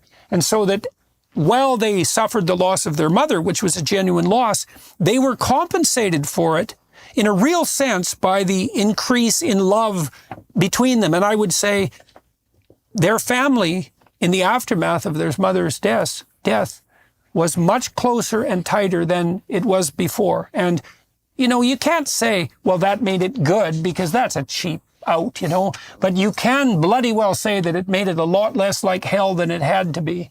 And so these containing rituals, your children are a lot tougher than people think, and you need to take them to a funeral so that they can see that the adults, I'm going to be like Dad, and look, he can stand up in the face of death, maybe even in the face of the death of his father, and he can still move forward. And God, you better learn that, because it's coming down the pipelines. But the text is, this text is precisely such a ritual, right? I mean, this isn't a live stream of history, right? This is a text written to convey, you might say, the order in history, or the transcendent order in history, and to bring us into that history. And so, when you talk about the ritual of the funeral, for example, that's a ritual to help you understand the horror of death, and to, in some sense, redeem it, at least from the point of view of your own self-consciousness, to be able to understand it. And so I think, when you see these moments that refer to God remembering his covenant and so on, this is in a way showing us that the text is itself a liturgical creation of our own subjectivity, our own memories, such that we can make sense of our lives here and now. Well, I just want to ask Jordan a question. It intrigued me what you said about your mother's father. It was bon vivant, and then rose to the challenge. Oh man, it was unreal. Right. So I want to ask you a question. Prior to the challenge, what would you have predicted his behavior would have been? Well, I always liked him and admired him, but he was a man about town, extroverted guy. So I had he passed the test, and you would have predicted he would have passed the test. Not to the degree that he did. It was really quite stunning. So here's my question, and it's really, I wrestle with it. I don't have an answer. I am curious to hear anyone on this. Do we know people before they have been tested? No, not really. We don't know ourselves either. Then this is a very, very interesting question, because life in America, at least, from World War II to till 2010 even years ago, was quite easy for the vast majority of its citizens. Mm-hmm. By any reasonable historical standard. Exactly, yeah, which is the only standard, obviously. So is it fair to say we don't know the moral caliber of most of the people living in America, because I think people have been tested in the last 2 years, and I think half of my fellow citizens failed dismally, especially doctors, I might add. Well, wasn't it Hemingway who said that every generation needs a war to sort out what's important? And it's a very dark thought. Yes. Well, it's more, maybe, William James would have said something like a war or its moral equivalent. And that was something James... Right, or its moral equivalent. Yeah, right. well, because you have... Well, that's what I'm referring to, its moral equivalent, yes. Exactly, yeah, exactly. Well, so it's interesting. Do we even know ourselves till we're tested? Mm-hmm. I don't think so. Well, I think you can make a case for this biologically. Here's a case. This is quite interesting. So you might ask, why do you grow when you go somewhere new? And there's two answers to that. One is you go there and you gather more information, you talk to new people, you see new things. And so you can think about that as a constructivist response, right? Your web of knowledge, adaptive knowledge increases because you've been more places. But that's not all that happens. If you go somewhere new and you expose yourself to a challenge, then new genes, the genes that haven't turned on to encode certain proteins turn on, and they flesh out your psychophysiological structure. And you could even imagine that you decided to take on a new challenge voluntarily. So that'd be part of the heroic journey.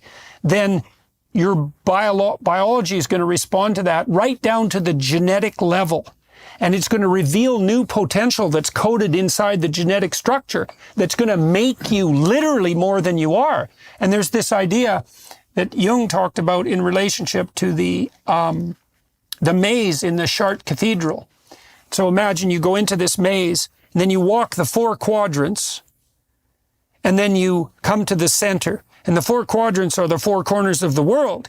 And you have to pass through all the 4 corners of the world before you come to the center. And the idea there is that you have to hit yourself against all the sharp edges of the world before the full potential of what you are is manifest. And that has something to do, I would say, also with the idea of the harrowing of hell, is that you have to face death, and you have to face tyranny, and you have to face malevolence, and so that's hell at that point.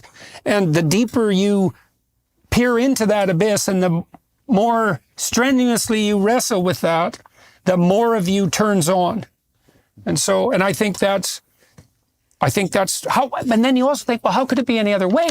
Why would what was within you manifest itself fully in the absence of challenge? Nothing works that way. You don't get stronger without lifting weights. So then that leads to another question. How many people, putting aside an easy society, how many people lead a life devoid of challenges?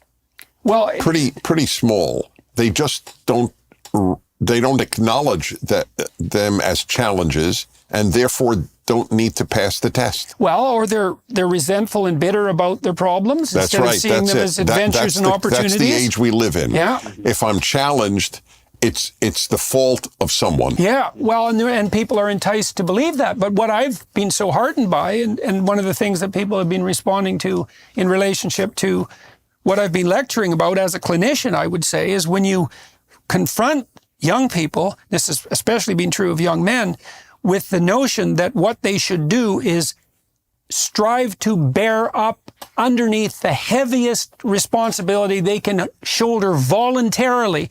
They're unbelievably receptive to that idea.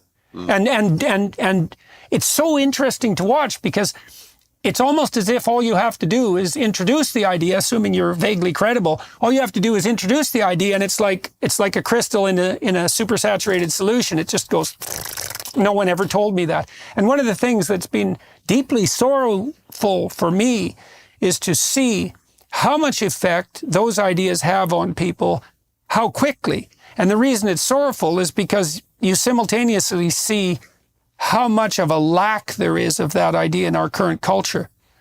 So, but I think people are there for the call, man, and lots of them, especially young people on that sort of cusp of messianic development in late adolescence, when the radicals can get a hold of them and make them resentful and bitter. If you offer a better pathway forward, which is something like bear up voluntarily under the catastrophe of life because you have something to offer, right? There's this idea, in the biblical idea, that in some sense, God says this, I think he says it to Moses later, that maybe it's in the Gospels, that it's required that all of the ramifications of the law manifest themselves.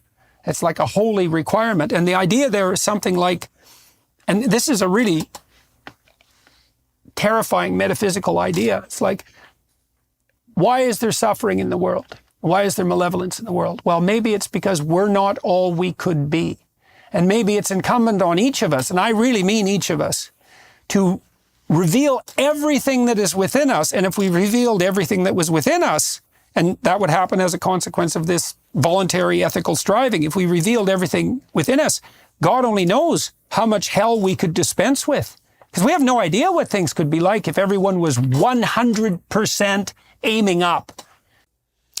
This might be, forgive me for, I just want to say this is so important, I think. So I remember in high school, I started an anti-cheating campaign in my grade.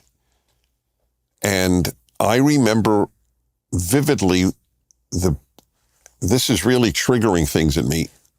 The biggest reason I had cheated on some tests in elementary school. But the biggest reason I didn't in high school was God was not particularly involved in my decision, which he would have been more so later in moral decisions. I wanted to pass the test of not cheating. Mm-hmm. Right. And I'm just thinking, literally for the first time, maybe that's another good method of getting people to do what is good. Pass tests. Mm-hmm. Pass challenges. Yeah, well, there is speculation. Yes. There's this, obviously, this scene in Job where God bets with the devil, which is a hell of a thing to do. It's like you're going to bet with the devil, and the idea is that you can tempt Job out of his moral position. And what's God up to? And I had a vision about that at one time, about God presenting man with the most vicious adversary possible. And you might think, well, why would someone do that? And the answer is something like, well, if you know that the entity that you're setting the forces of hell against, in some real sense, can triumph over that, then the positioning of the adversary is actually a call to a greater good. And I think, I can't help but think that that's correct, because I can't see how what is best can be called out of us without us being confronted simultaneously by what is worst. But I hope I'm not being pious, Dennis, by saying that's important, but it's a kind of mid-level test of growth. So you've mentioned responsibility or reaching our full potential of who we are. You can do that in various ways, but many of them are truly, some self-help goes some way towards that. Mm-hmm, mm-hmm. I think what you see here, the call of Moses or the call of Abraham or the call of lots of people in the scripture, the highest responsibility of all is responding in faith to God's call. Mm-hmm, right. By definition. By definition, the highest fulfillment. I actually dislike my own name intensely, but I was named after a writer whose most famous book is called My Utmost for His Highest. Right. And that's right. What that's you're the saying. proper That's call calling. of the church. That's calling. Mm-hmm. Right. And I don't think there's any You've higher. written a book on calling. Any higher version of that. Well, and here's something that's relevant to that too. So I know neuropharmacologically, I studied pleasure as a biological mechanism, and the intense pleasure that's associated with joy and enthusiasm. So enthusiasm is to be filled with God, theos, and theos. It's to be filled with the Spirit of God. You do not experience joy as a consequence of achieving a goal. You experience joy as a consequence of positing a goal and then noting progress towards the goal. And so a corollary of that is that the higher the goal, the more intense the joy attendant on observation of progress towards it. And so then you might say, if you wanted to maximize the possibility of hedonic expression, not to degenerate into a cheap hedonism, but to maximize it in the most real sense. And this is a Viktor Frankl idea in some fundamental senses. You pick the most noble possible goal. And that's the mountain, that's service to God. Again, by definition, right? Because it's service to the highest thing, whatever that is. And then that opens the door. That does literally open the door to it's a precondition for the experience of joy. And so these people who are depressed and anxious and miserable, part of the reason for that is that their ethic is scattered. Their goals are diverse and low level. There's nothing beckoning in the distance. And so they can't see progress because there's no progress, and certainly not progress to a superordinate goal. So there's actually no positive emotion. And that's technically the case because the positive emotion system is a calibration system that produces navigation orientation towards a destination point. That's literally how it functions.